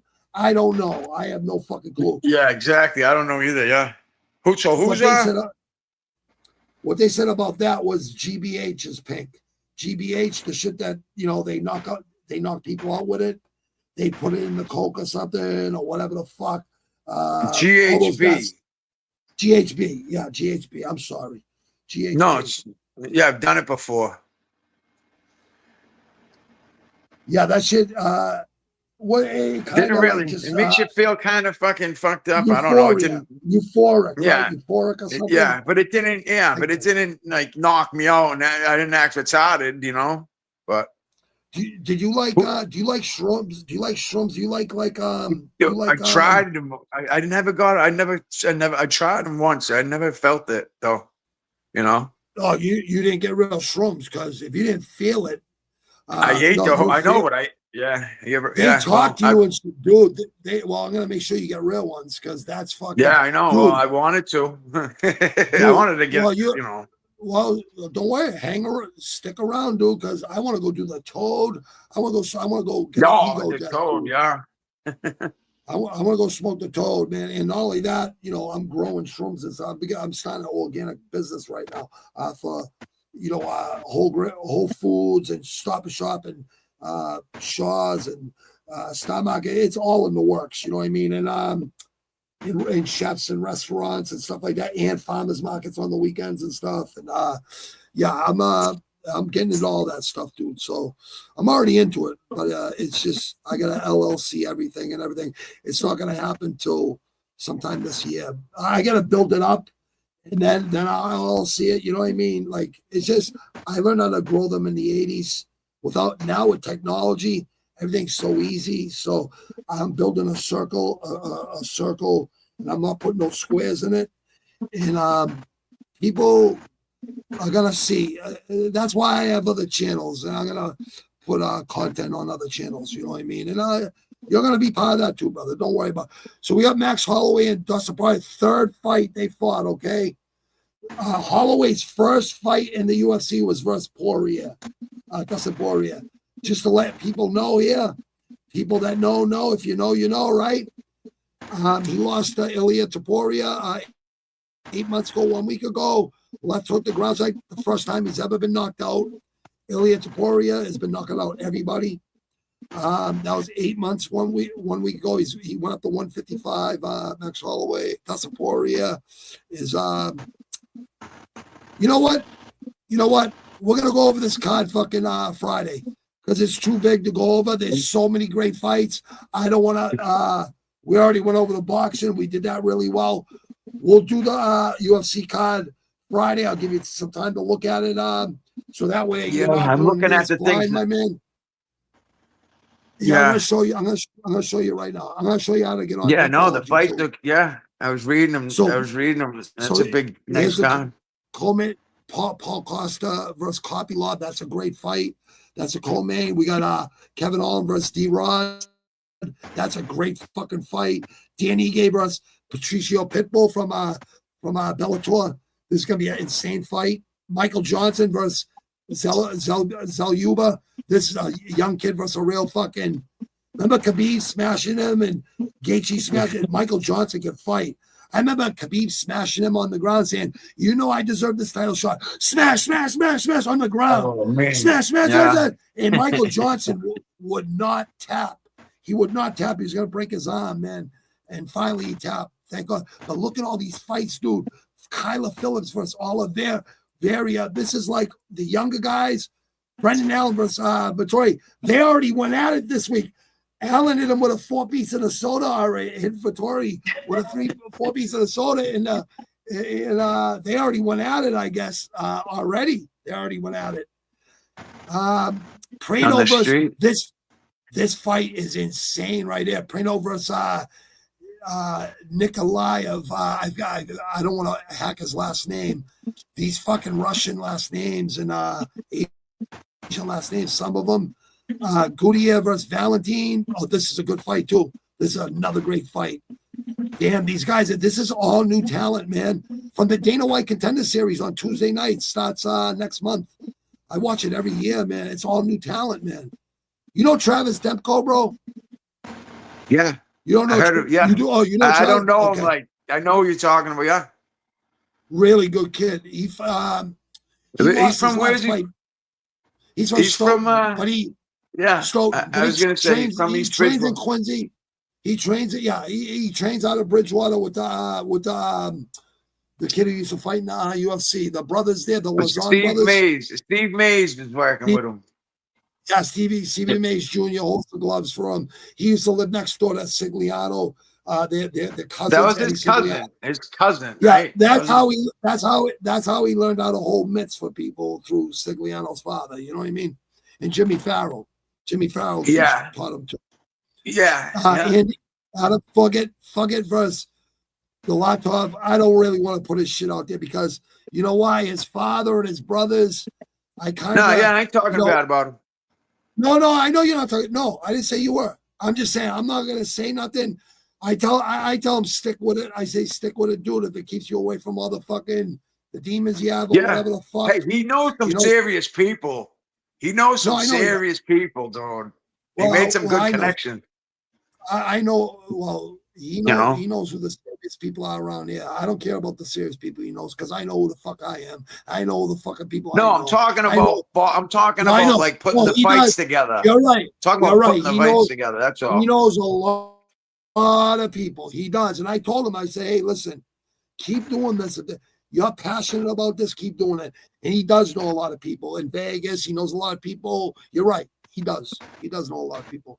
Ryan Spann versus I forget how you say this guy's last name, but he's an animal. Hey, anyone with a Superman on there tattooed on him, you really gotta be about that life. And Ryan Spann's a bad motherfucker, but MMA is a different fucking breed, man. It's like you better be good at everything. Like whatever you're weak at, you better fucking work on it. You know what I mean? Bruno Ferreira versus Jackson McVeigh. And I said to Travis Demko, he's working a union job, training in the morning, working 8-9 hours, and then going training again. I'm like, dude, you gotta take this fucking month or two off. You can't be working and training. Like, you it's gotta not pay gonna bills. work, bro. Yes. Exactly, you're right. But it's tough. It's tough. No, That's the toughest thing. I go, dude, if you were on my job, like he's a union worker, I go, why isn't your foreman or your steward letting you go home? Like, what the fuck is wrong with these guys? It ain't like it. Well, it ain't like it used to be. No, it isn't. It isn't. But that's why. Travis knows my old businessman, Scott Boy. Scott Boy told him, he goes, Bobby's the realest motherfucker you'll ever meet. That kid is loyal to the end. He told him to shit in a fucking hat for me. Like, he already told Travis, he goes, Travis told me, he goes, Robbie, Scott said so many good things about you. I get this from fucking everybody. I'm like, I already know this shit. Like, I know what Scott thinks of me. Like, you know what I mean? Like, why wouldn't you think good about me? You picked me to be he picked the right people to be problem solvers for his union. He was smart. Listen, listen, guys, on Amazon Prime, Friday night, just to let you guys know, we had 5 MMA bouts. No, we got 9 Muay Thai bouts. On Amazon Prime. This is the morning one, I think. But the night one has the night one on Amazon Prime is insane. These ones on Friday mornings, dude, they never disappoint. All you see is knockouts. I'm telling you, they stack bodies. They get rid of bodies so quick in that fucking place. Lumpini Stadium in Bangkok, Thailand. I respect these fighters so much. They're not all from Thailand. Like, fighters come from Morocco, all over the place, Muay Thai. It is insane, brother. It's one of the best. Shout out to One Championship. If they use their, they have a fight Friday night on Amazon Prime too, so they have a double card. That card has some of the best Muay Thai fighters. They have 5 Muay Thai fights on it. I left a comment on YouTube. I go, Chatri, if you put more Muay Thai fights on here, stop doing MMA bouts. We got the UFC in America. We want to see Muay Thai. We want to see striking. We want to see blood and elbows and fucking knees. We don't want to see people laying on each other and fucking wrestling. We already have that in the UFC here. We don't want to do that.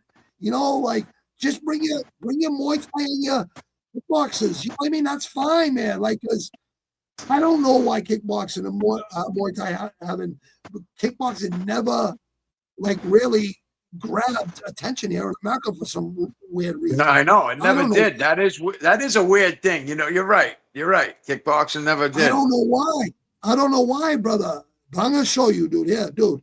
I got a black belt here. Look, there's an old picture of me right there. Look, that's old Bobby Nizzle with the fucking Shelley's on. I still wear Adidas to this day. I'm free for the stripes forever. Look at black belt, 3rd degree black belt. 3rd degree black belt. No, I'm a 3rd degree black belt on here. It's only, hold on, here it is. I've been a member since July 23rd of 2021. So this is where I'm gonna get you to go on. It's free. It's free, and you set up your profile under your fighting name, you know, Nick Morganelli or whatever, right? And there's like 10,000 or 15,000 people on here, and the top 25 are all pro mixed martial artists. So yeah, it's a good place to look up the fights. You can look up, like, right here, Fight Center. I'm gonna bring this up here. You'll know what fights are on right here. Look, see, internet stream, internet pay-per-view. This is tonight, bro. Oh, Thursday. Thursday. Nothing tonight. There's nothing tonight. So Thursday, we got, let me see, where is it? I think we got PFL tomorrow. I thought we did. Someone's fighting South Africa. It's South Africa. They're fighting. I don't know if it's Friday or Thursday. I thought it was Thursday. I watched weighing in with John McCarthy, who refs some of the most epic fights in MMA. Oh, yeah. Fought for the fucking rules and everything. He went to court every day and shit. Oh, here it is right there. Oh, man, this fucking mouse, man, drives me crazy. I want to smash it. Oh, there it is right there. Man, what is wrong with this fucking thing? You guys in your ads, man. What the fuck is wrong with you people, man? Oh, here it is. Okay, Cape Town. Here it is right here. So this guy got robbed, Johnny Eblen. This guy's like one of the toughest guys in America right here. This guy, Johnny Eblen. You ever heard of this guy right here? He got robbed in South America. They put guns to him. He gave him his phone, his wallet. Okay, so he's got to fight tomorrow night. There after he got robbed at gunpoint, right? He's 16-0. 16-0, ranked 30th in the world, middleweight worldwide. He's fighting a guy that's worth 68 in the world from Spain. He's fighting out of the Netherlands. Shout out to the Netherlands. I got friends in the Netherlands.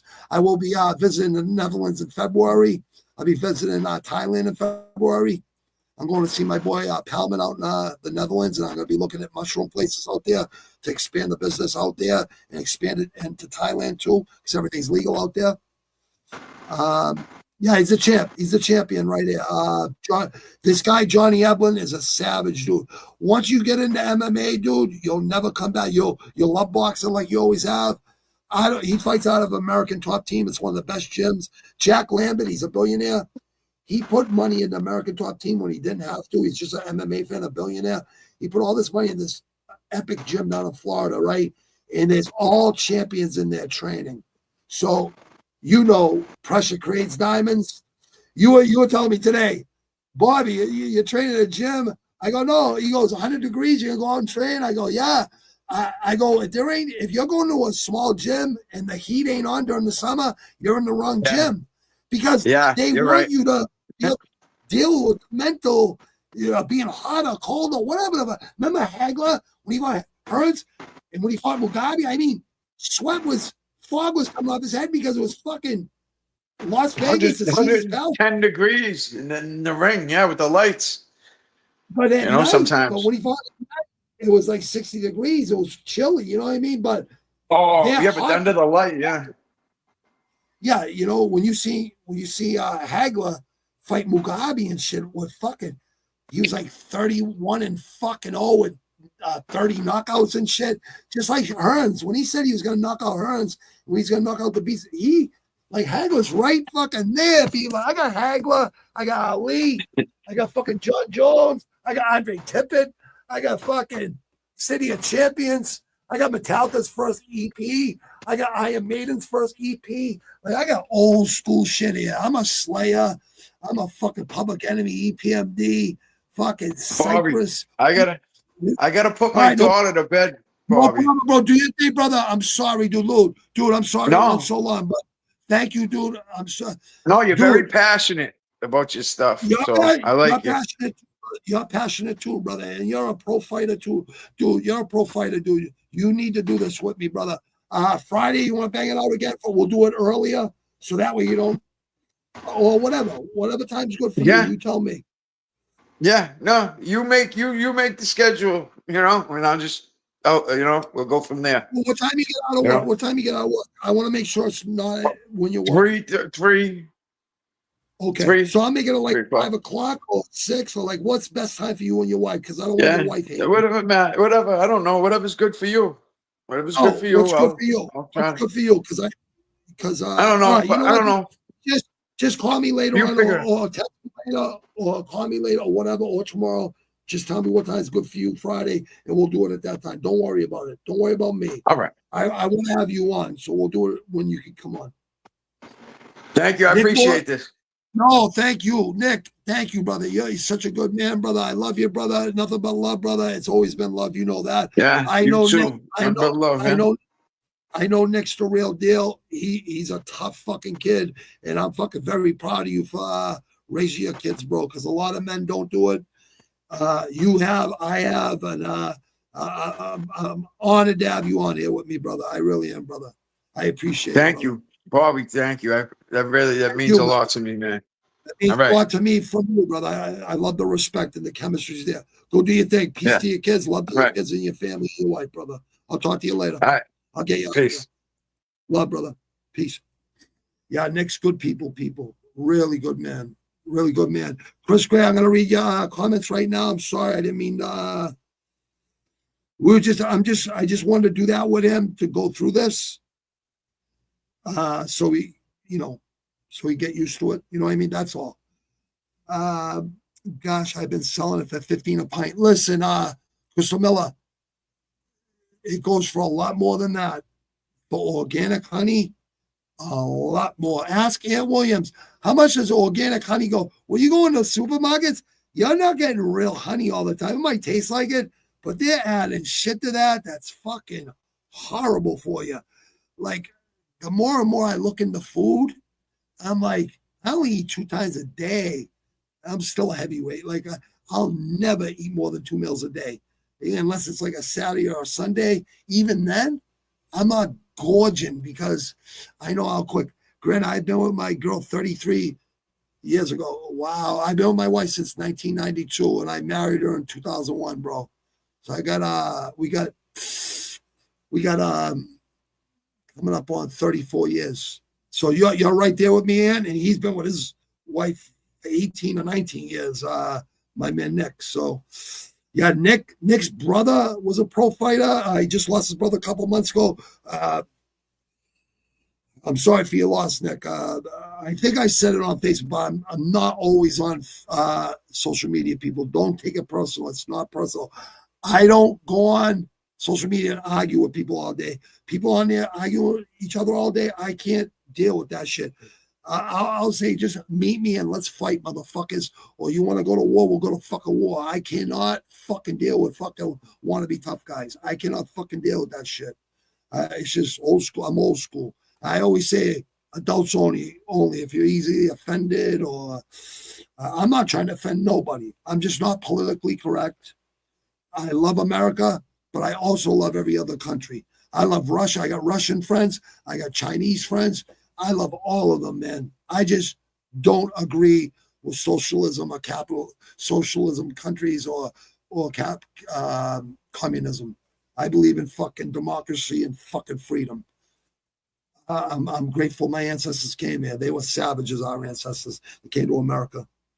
And don't even get me started with the Black America. I don't call Black Americans African Americans. I call them Black Americans because they're just as much American as any white fucking European American. You know what I mean? And they got sold by their own people to people over here in the South, and they all had slaves. And I guess even in the North they had slaves, but that Civil War was to give black people and get rid of slavery. And that's what happened. You know what I mean? And we won the war. That's why I'll never say shit about French people. The French had the Northeast back, and the South had the, British in the South. And we beat them, and, democracy won. You know what I mean? And it's the way it works. And cheers to you, Ant, brother. You're a good man too, Ant. I know you are, brother. You've been on here before with me, and, you're always positive, brother. You are right about that, brother. All those, so I already read that, but I'm just going over it again. I've been working on the speed back lately, not just the heavy back. I can actually the speed back is really important for hand-eye coordination. It's really basically for your shoulders, and it's good for a lot of fucking things, actually. It's good to keep your hands up, your elbows in, you know what I mean? Everything's about keeping your hands up. Everything's about keeping your hands up. Elbows in, tucked in, side. You want to be less of a target. That's side. That's why a lot of people use the Philly shell. But, if you look at yourself in the mirror, shadow boxing or whatever, mirror, everything is perfect. Like, I only film the end of my workouts because I'm trying to get rid of my demons and shit. That's the only reason I work out. I'm in pain every day of my life, but I'd rather be in pain and be humble and be nicer and get rid of my demons. If I don't work out, I'm a fucking bastard. You know what I mean? I'm just thinking of all negative shit. So that's why I have to work out to get rid of my demons. And then I'm thinking positive. I wake up every day blessed. I'm very blessed. I never wake up in a bad mood. Thank you, Crystal, for all the night. I'm just happy to see you healthy and stuff again. Isha is always a good dude. Isha's such good people. Michael TV10, really good dude. Thank you for the raid, Michael TV. Isha, thank you so much for jumping in there. I appreciate it. Crystal, give them good old say that where I can reach you. Exactly. I can't reach through the screen and grab by the fucking throat and bang their head up the fucking ground and turn them into ground beef. That's what they'll look like. I try to explain to people, you're going to look like 90% ground beef at the grocery store. That's what you're going to look like. Laugh out loud, sorry. Oh, don't worry about it, dude. I mean, Crystal, we're all I'm like 2 seconds behind or 3 seconds behind for some weird reason. I use StreamYard. I don't put the live on YouTube.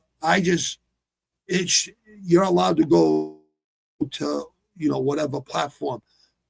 I'm monetized on IG. I can actually earn money on IG. UFC sponsored me. New Balance, Adidas Originals, all the GMC, all these things have okayed me for monetization and IG and X too. So it only cost me $8 or something like that, and like $10 for IG or something like that. I want to go to places where I have free speech. I might go back to Spotify and X because I know I have free speech there. No one's gonna fucking try to fucking copyright me or say, oh, you hurt my feelings or something like this. Listen, in the 70s, 80s, and 90s, you would be offended 1,000 times a day. And you would be shunned from the community, no matter what the fuck you were. No one would ever fucking talk to you ever again if you were fucking that weak of a person and that weak-minded. Like, everyone got fucking called names when we were kids. But you had to fight. You had to fight. And no bullshit. Where I come from, you had to be respected, feared, or both, or you weren't shit. And that's just the way it is. And some people just can't understand it. You know why? Because my kids, I didn't want them to grow up like I fucking grew up. I didn't want my brother and sister to grow up like I did. My brother and sister were never near me and my older friends. But when they got in their 20s and stuff, they're hanging out with all my fucking friends. So it is what it is. You know what I mean? Like, it's what it is. Being able to thrive under pressure is so. When you see fighters that are cool, calm, and collected, those are the ones you want to get behind, because those are the ones that they're not letting no fucking audience get to them. There's guys in the ring, right? In gyms, Nick will tell you, there's guys that look great in the gym. They fucking school everybody, but when they get in front of people, nothing. They're totally like in awe. I don't understand it. Some people can't just fight under the big lights. It's too much pressure for them. When the war took all our guys, we got our assets out there to like Rosie, Ripida. Anybody remember? I heard of her. I don't know who. Oh yeah, I know who you're talking about. The black lady, right? It was a black lady. I'm pretty sure she's like a hero. They had like the slave tunnels to help the slaves go to Canada or northern United States, where they would be not slaves after or during the Civil War. I forget. I know who you're talking about. I know a lot about history. That's why I have a channel that says question everything, but I really don't. I got to start like putting content on there, and I got to start doing shit for mental health, because I started and then I had to take a step back, and every year I take a step back and see what I'm doing wrong, because this has all been practice. Because I'm really not used to all this stuff. I just only been doing it for a few years. You know what I mean?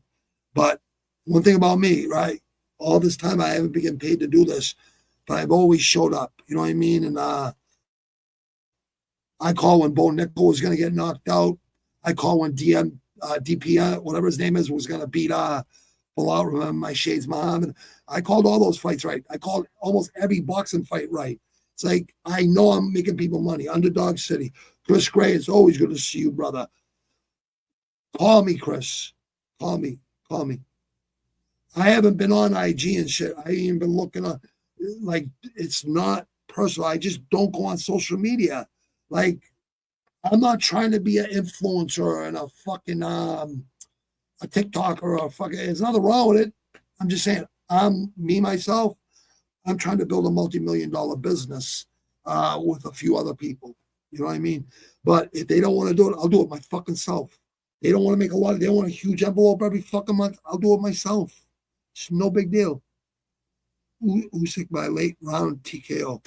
Yeah, there's nothing wrong with that pick. I mean, that pick is fucking solid, man. But I think fucking Dubois beats him. He already hit him.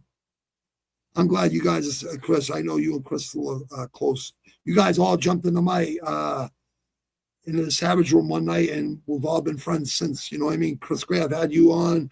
Crystal has her channel. Crystal, look in the description. I got you in there. I don't forget anybody, man. Mouthpiece, I got you in there. Salute to you, brother. Always salute to all of you, man. You guys are all good people, man. Chris, me and Chris has been on here. He's got gold medals in fucking fighting and stuff. He's a tough kid, man. I love people that actually have done it, man. Yeah, I'm kind of feel bad telling people don't feel bad. Why? You live in fucking North Dakota. Like, it's gonna be cooler. The closer you are to the equator, the warmer it is. But people think Boston, we get blizzards during the winter.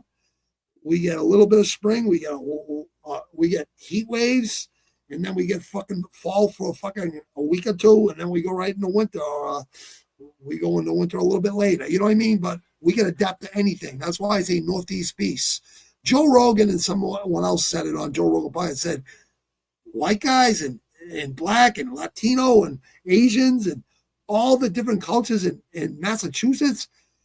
Joe Rogan said it himself. He said, those guys in Massachusetts, in the Boston area, in all the cities, Brockton, fucking Worcester, Springfield, Lowell, Lynn, all these cities, Quincy, all the Dorchester, all Roxbury, all these places, Charlestown, Southie, like all these places, right? New Bedford, Fall River, there's tough guys everywhere around here. And Joe and another guy from that moved to New York after Boston said, guys in fucking Massachusetts would hurt motherfuckers from New York. I don't know, dude. I don't know if it's really true. I have no idea. All I know is I've never been scared to fight anybody. Never. And I never will be.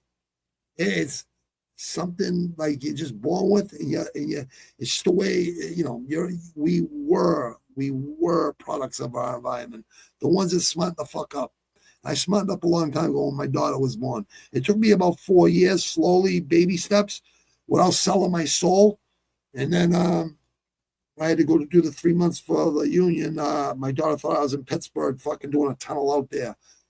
I still need to get my Discord back online. I haven't because I haven't been on Discord in months. I got to add it back to, the apps. I only have a few apps on my fucking, look, no bullshit.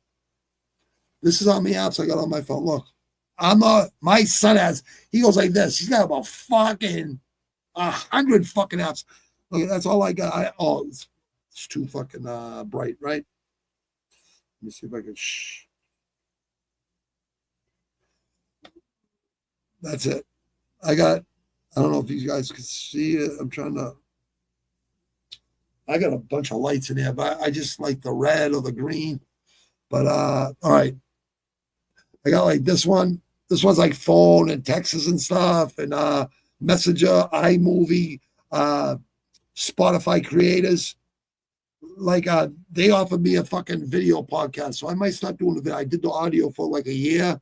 It started growing, so I might go to Spotify, and I'm gonna stay on YouTube too, because YouTube's one of the biggest search engines.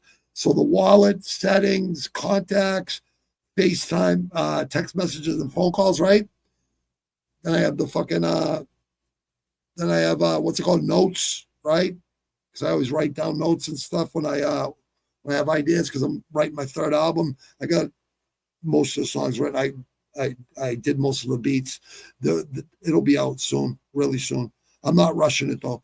I got YouTube Studio. I got YouTube. I got Chrome, Google Chrome. I got Chatbox AI. I got PayPal. I got Spotify, and I got a camera. That's all I got on my phone. That's it. I got Safari because I got an iPhone. That's it. So I got to add my what's it called? I got my photos.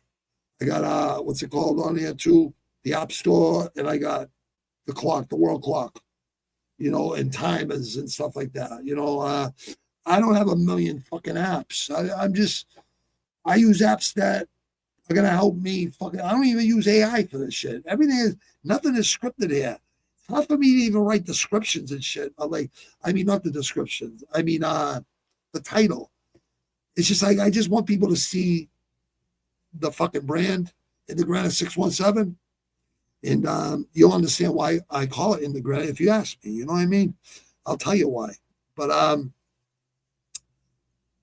the quarries in Quincy, is where some of the most famous fucking buildings or statues all across the world come from granite from the Quincy quarries. Since go watch my friend fucking Sean Curran's documentary on it's called Quincy Zoo, the channel Q Zoo.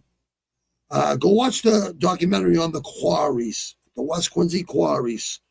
See, Quincy is connected to two cities connected to each other, Boston and Quincy. Okay, Quincy, we have 13 boroughs. Howes Neck and Squantum and Marina Bay.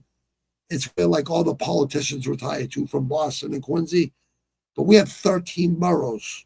Southwest Quincy, Quincy Point, Germantown, Howes Neck, Marymount, North Quincy, Wollaston, Squantum, Marina Bay, Northern Commons, South Quincy, West. There ain't no East. Wollaston's right on the Atlantic Ocean. Wollaston Beach. Then you go to the Ponset Bridge. That brings you right to Dorchester, which is a little tiny fucking bridge that goes over the Ponset River that goes out to the Atlantic Ocean. The Ponset River is the only thing that separates Boston and Quincy. And you go drive right through East Milton Square for not even a quarter mile, and you're right in Dorchester. Right at fucking the McDonald's right near Ashmont Street. It's Quincy and Boston are two cities that should have been the same fucking city because we have the same area code 617. So if you have a landline, it's always been 617 in Quincy. Always. Since I was a kid. I remember like 2 or 3 phone numbers. That's it. I remember my mentor's number, who still has the same number. I remember my friend Craig Boland's mom and dad's house number, who I used to call when I was a kid. See if he was going to come out and play fucking street hockey or football and get everyone together. I had my other best man at my weddings number down the street from here. They lived right. We all grew up around there, right?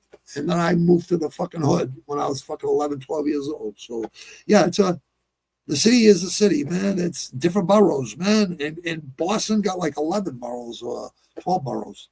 It's like, it's Boston and Quincy are not, and all these other Brockton and Springfield and Worcester and Rhode Island and Connecticut and all these New England, all these cities, really tough people come from them, man. I mean,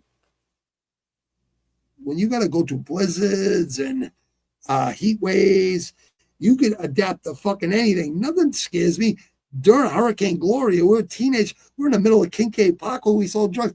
We're fucking 5 hits of acid and fucking let it come, man. People were getting in fights, breaking their arms, breaking their legs. There was all kinds of wars during the day. At night, in the afternoon, we're all in the middle of Kincaid Park, fucking tripping our fucking balls up. Like, this is how it was, man. People don't understand this shit, man. I don't understand why people can't understand this shit. I'll never understand it. But older cats, I know Ant, I know Nick, my boy here, he lives in Braintree. He lives fucking Quincy. Braintree is one going south. Braintree is one exit away south. Boston is one fucking exit away north. So we're the only city in the South Shore, like Quincy. I guess Weymouth's a city now because they got a mayor. I'm like, yeah, it's not really a city. It's a big fucking town, though. Definitely a big town. Plymouth. That's a huge fucking place. I think it's the biggest town in Massachusetts. It's got the state forest, which is 25 miles from the dead center. It's 25 miles each way. It's just beautiful. It's fucking beautiful. It's all like pine trees and shit. And it's fucking beautiful. During the summer, I was in DYS there, but they have College Pond there. They have all these beautiful ponds down there. And we used to go there. My mother, my stepfather, all my friends would come to visit me in DYS and bring me for rides.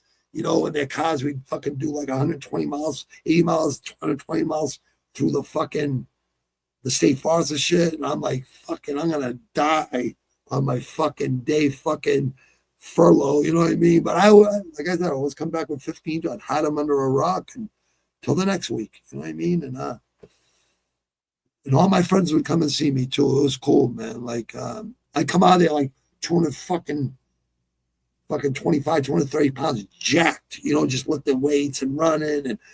But when I went in, buck 70 or something, because I was always hustling. I was never home. I was always out. I was always out making money as a teenager. All my friends were older and they were all making money. They took sports from me. I just had a lot of fucking, and I still got that fucking demons to this day. But here's one thing I know. I know I defeated my demons. I know Nick beat his demons too, Morganelli. You know what I mean? A lot of us are beating our demons, and I'm grateful. And the ones that I don't hang with no more, I only wish the best for them. Like my brother and sister I said earlier, I only wish the best for them. I really love and care about those two, but if they don't love themselves, they love anybody. So it's like, if I can't trust you, you can't be around my kids. You can't be around my loved ones. It's just the way it is. Until you prove yourself to be fucking responsible and not fucking lazy. Because I worked fucking 10 years after this head injury. I didn't use it as an excuse. The head of neurology and my primary care physician told me I should go on fucking disability because I made enough money in my life. Just because I went to prison doesn't mean I didn't work in my life. I worked before I went to prison. I worked when I was in 5th, 6th, 7th, 8th grade, part-time after school, even when I was slinging joints, like 3 nights a week. I get that check and I fucking quadruple it. You know what I mean? It's just the way it was, the golden era. And I was just always a hard worker. My wife was working since she was 14 years old.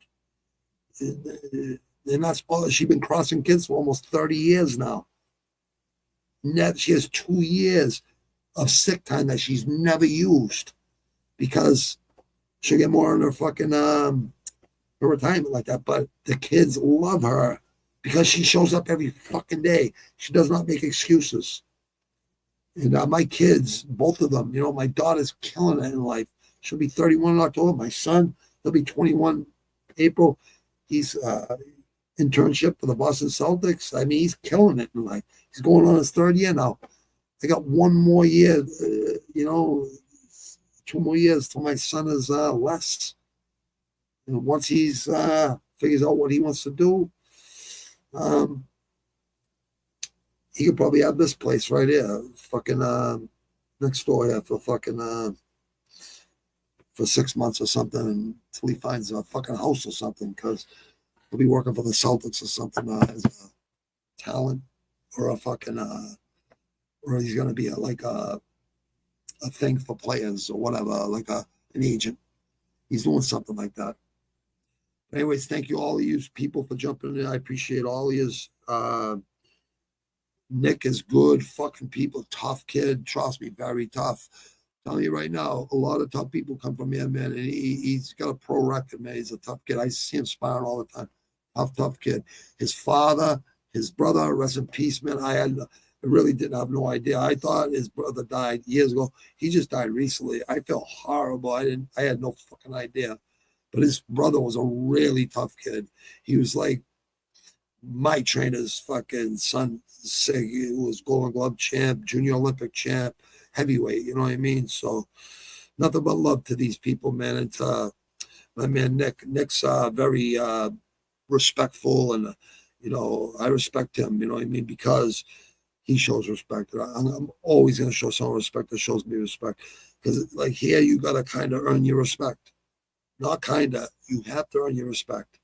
And if you don't want your respect, I don't know, man. I'm going to die by my respect. I can promise that. If I have to, I'll die by my fucking respect. I'll never let someone disrespect me or my wife. Never. Way before my wife and kids. I'll never let no one disrespect me. Never. Nothing but love for all you people, man. I appreciate every one of you who jumped in there. Thank you so much, all of you.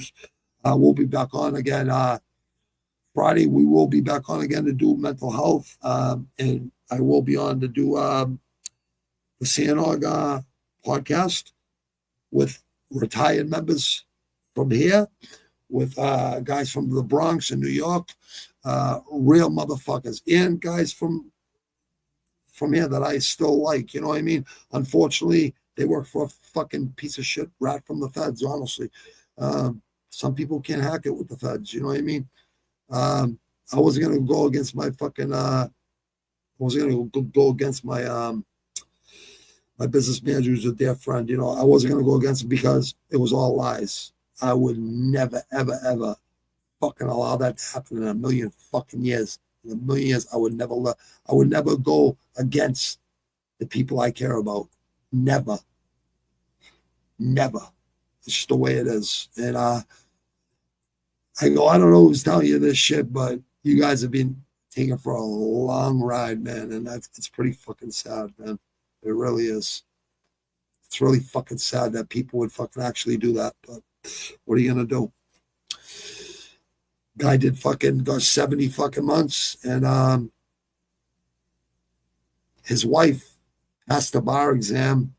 He got it down to 5 years because he wasn't a criminal. I can promise you he was not a criminal, and he never was.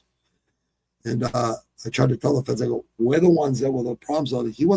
We're the ones with the records. Me and Eddie Sola, Sig did not really have a bad record. He had a couple like little fucking small shit, nothing big, you know what I mean? That was the biggest thing he ever had, was assault and battery with a dangerous weapon, shot for whatever. Me and him went and slapped the kid around that. He got into the union. Who sucker punched our business manager, who almost got shot by a business manager, but his friend stopped him from shooting him. So we had to go slap him around. It was a fucking stupid fucking thing, but it was also necessary at the time. That's all. The kid should have never did it. And he knows he was fucking wrong. Unfortunately, you know, I know families stick beside their families, but I don't know how you can stick beside your family if the kid's fucking losing it and fucking doing crazy shit. Why you wouldn't have your ex-bosses back because you just became a Quincy cop doesn't mean you shouldn't have your ex, because they were all sandhogs before they became cops with us. So why wouldn't you have your bosses back that gave you a job? One of them gave him a job as a hog house guy. You only have to go in there, sweep up, and you leave. You get 40 hours a fucking week, so you get a double fucking pension. How do you not stay loyal to that man? I don't give a fuck if your brother sucker punches the guy. Are you going to stick up for the business manager who gave you all that fucking work? I'll never understand it. There's no fucking loyalty in this world, man. Fuck that. I'm loyal to the day I fucking die. And it's just the way I'm raised and the way I think everyone should be raised, honestly, in my opinion. And maybe my opinion's wrong. I know loyalty ain't fucking wrong. A lot of you people, not you people here, quote unquote, I know a lot of people out there that don't understand it. But loyalty's a fucking thing. And when you find out that people ain't loyal, you think you're killing it in life, and then they never pick up their phone again, right? Good luck. You're going to really realize in life that you need soldiers, ones that ain't fucking scared of nobody, man. Like, why should you ever be scared? What? And if you do have fear, there's nothing wrong with that. Fucking feed that fear and fucking, you know, the butterflies in the stomach, all that shit. I think that's a normal fucking thing. I think everyone's been a little, all right, I don't want to fucking look like a fucking whatever right here. You know, I don't want to get knocked the fuck out right here, right? When I fought that big white kid in Concord, like there's 400 people down the fucking gym. I walk in, he'll put my headgear on. I'm just thinking, I'm thinking like Tyson. Right? I'm thinking like Tyson. I'm thinking about what my trainers and my mentors taught me. You know what I mean? And all the fights I've been in the streets with fucking roidheads and older guys. I'm knocking these motherfuckers out left and right. I trained every fucking day. And I'm just like, I'm fucking, this guy will be tied up in the first round, and I'll cut up the ring and I'll fucking embarrass him. And that's exactly what the fuck I did. And then they shipped me to SECC that next fucking morning. That kid obviously fucking did a PC move or something and fucking, so I'm scared of this kid or whatever. Because he asked me, can I sit down? I go, I don't know, can you? Because we were sitting on fucking tables where everyone played fucking dominoes and cards. And all my Dorchester friends with me and a Quincy friend and all the gangbangers and the Latin kings would come up to me and give me fists saying, man, you're like a White Tyson, man. You got to be boxing, man. I go, that's what I do. Yeah, I do it on the street too. That's why I went into boxing, because I got into so many street fights. And boxing, at least you don't get in trouble. You know what I mean? So sparring, I just love sparring. I love fighting for charity and helping people out. You know what I mean? I love to fight for free. What the fuck, man? Why not? Go learn how to fight. People think they're tough in life. Go spar in a gym or go wrestle. Go chain wrestle with fucking wrestlers. See what kind of shape you're in. That's how you test yourself. And then you'll find out how tough you really are. You know what I mean? But here's the thing. When I was lifting weights, I was always hitting the bag after. I didn't like that stiff pump feeling. I'm like, what are you going to do when you have to fight? You're like that. You can't put the fucking move. Dummies. I'm like, that don't intimidate me. I'm going to hit you with fucking 8 punches before you even fucking land one. But you ain't going to be able to land it because I'm already going to fucking hate you so many times.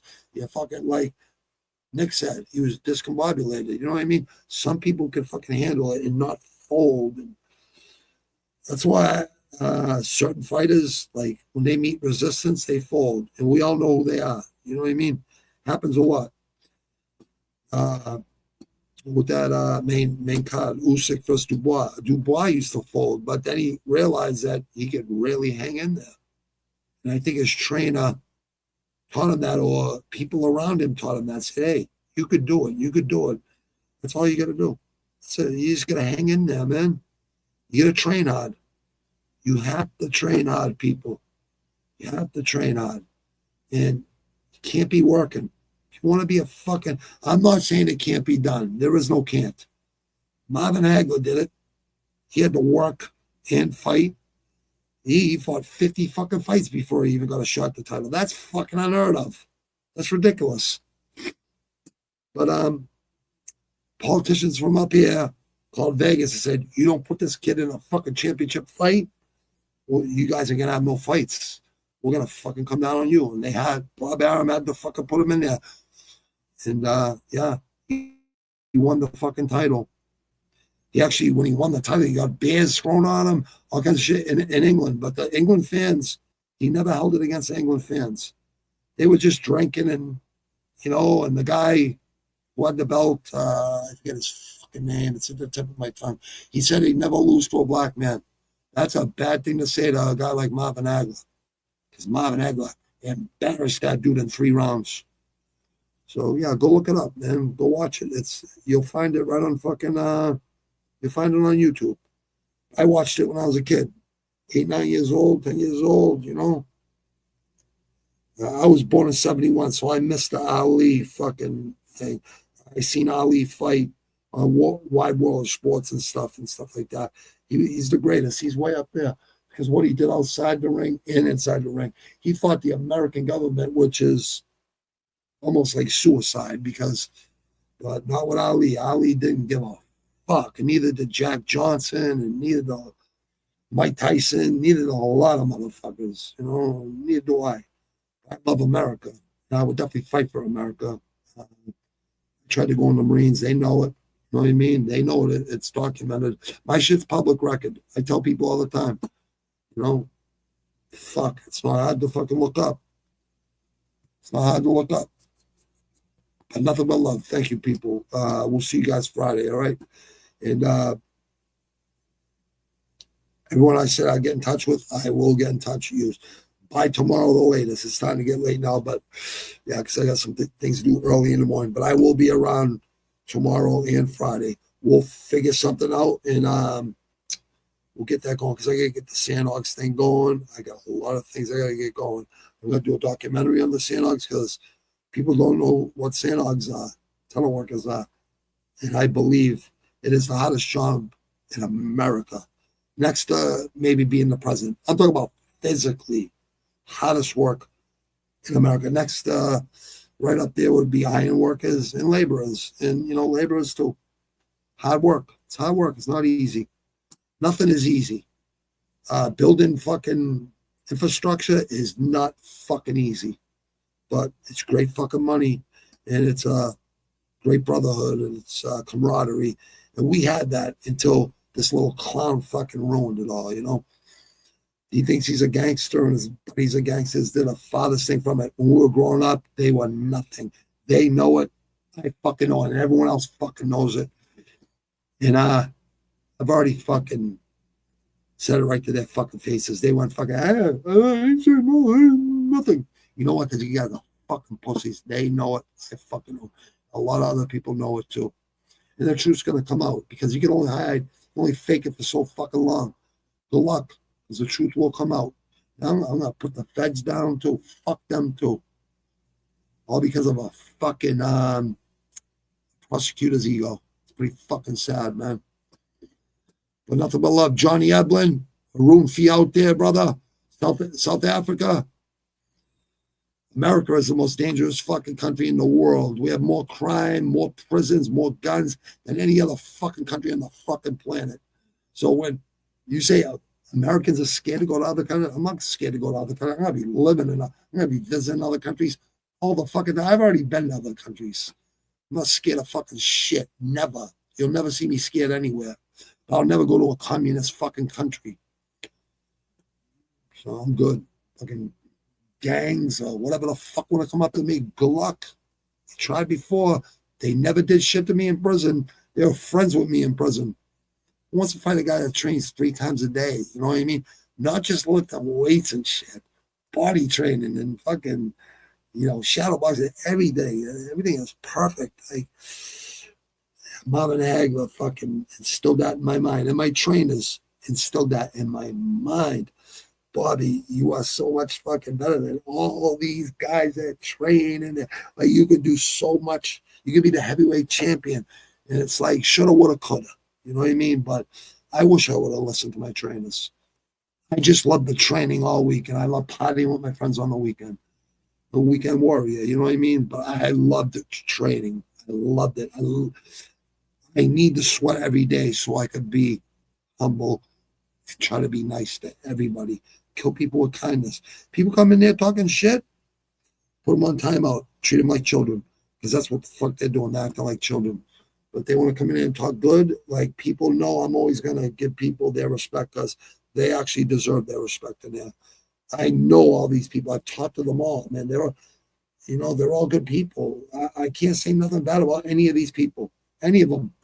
Sean, I hope you're getting over everything, brother.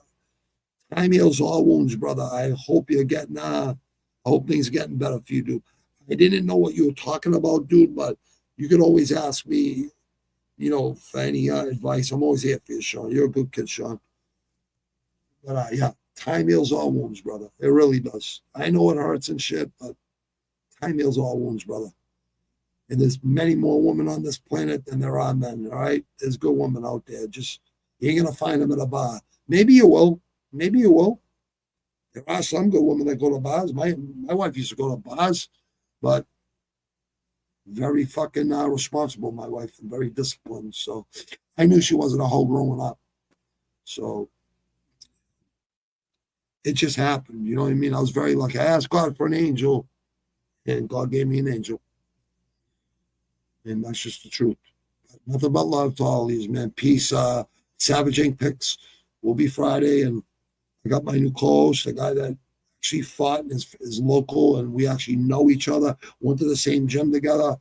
So, I respect him. I respect his family. I respect his brother. I respect his father. I respect his wife and his kids. They're all good people. So things happen organically, and they're always going to happen organically, and they're going to stay that way.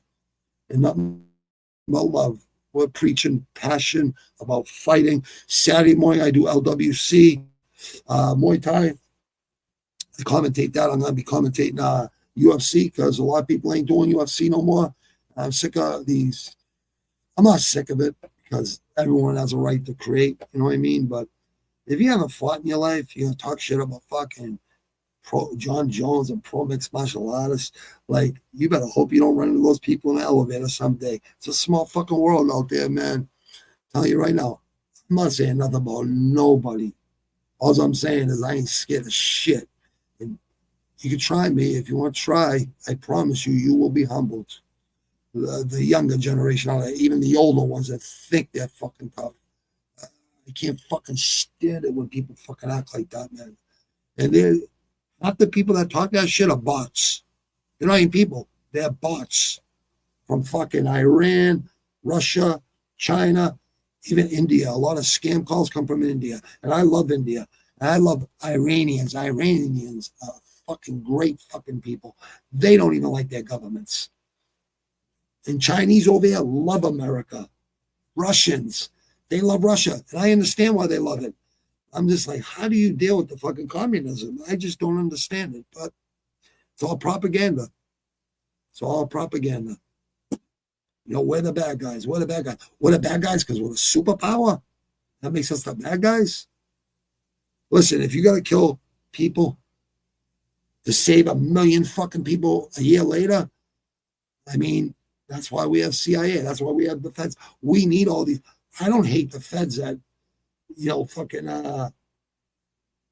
stop terrorism and shit. Of course I don't. I hate the feds that ruined our union. And they know who the fuck they are. And I told them to go fuck themselves 5 times in the fucking room. They fucking know it. And I never did nothing wrong. I haven't done nothing wrong. I haven't done nothing illegal. And they fucking know it. There's a lot of rats out there, and they think they're fucking slick. And I know who the fuck they are because I have good friends. They didn't even give me fucking names. But I get the fucking paperwork if I wanted to. I get it. I don't want to do that. They know who the fuck they are. They got to look at themselves every day in the morning when they wash their fucking scumbag face and shit. I don't know. Being a rat, you can never come back from that shit.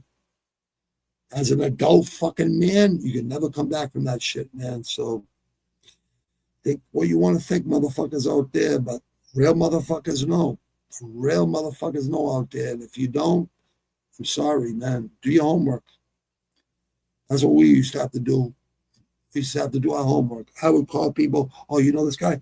How's he coming? Is he coming heavy or is he coming fucking to fight? What's he doing? And I knew all, my mentors and stuff that were older.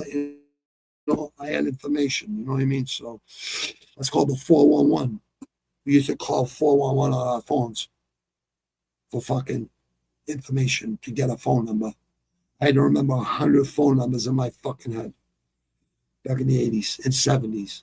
In 90s, then we had beepers. Even in the 80s, we had those big fucking black satellite phones. Like, they're just too expensive. They weren't even worth it. It sucked. But have a blessed night, day, afternoon, wherever you're from. America, be proud to be American. Be proud your fucking ancestors came here, and whatever way they came, you have a fucking free life right now. And immigrants, this country is built off of immigration, all right? Just come here fucking legally. My ancestors had to. My stepfather got fucking kicked out of this country. And he lived there his whole life. He worked, bust his balls his whole life. Harmless, not even violent. All because of a rat piece of shit. Nothing but love, people. Everyone thinks they got fucking problems. They have no fucking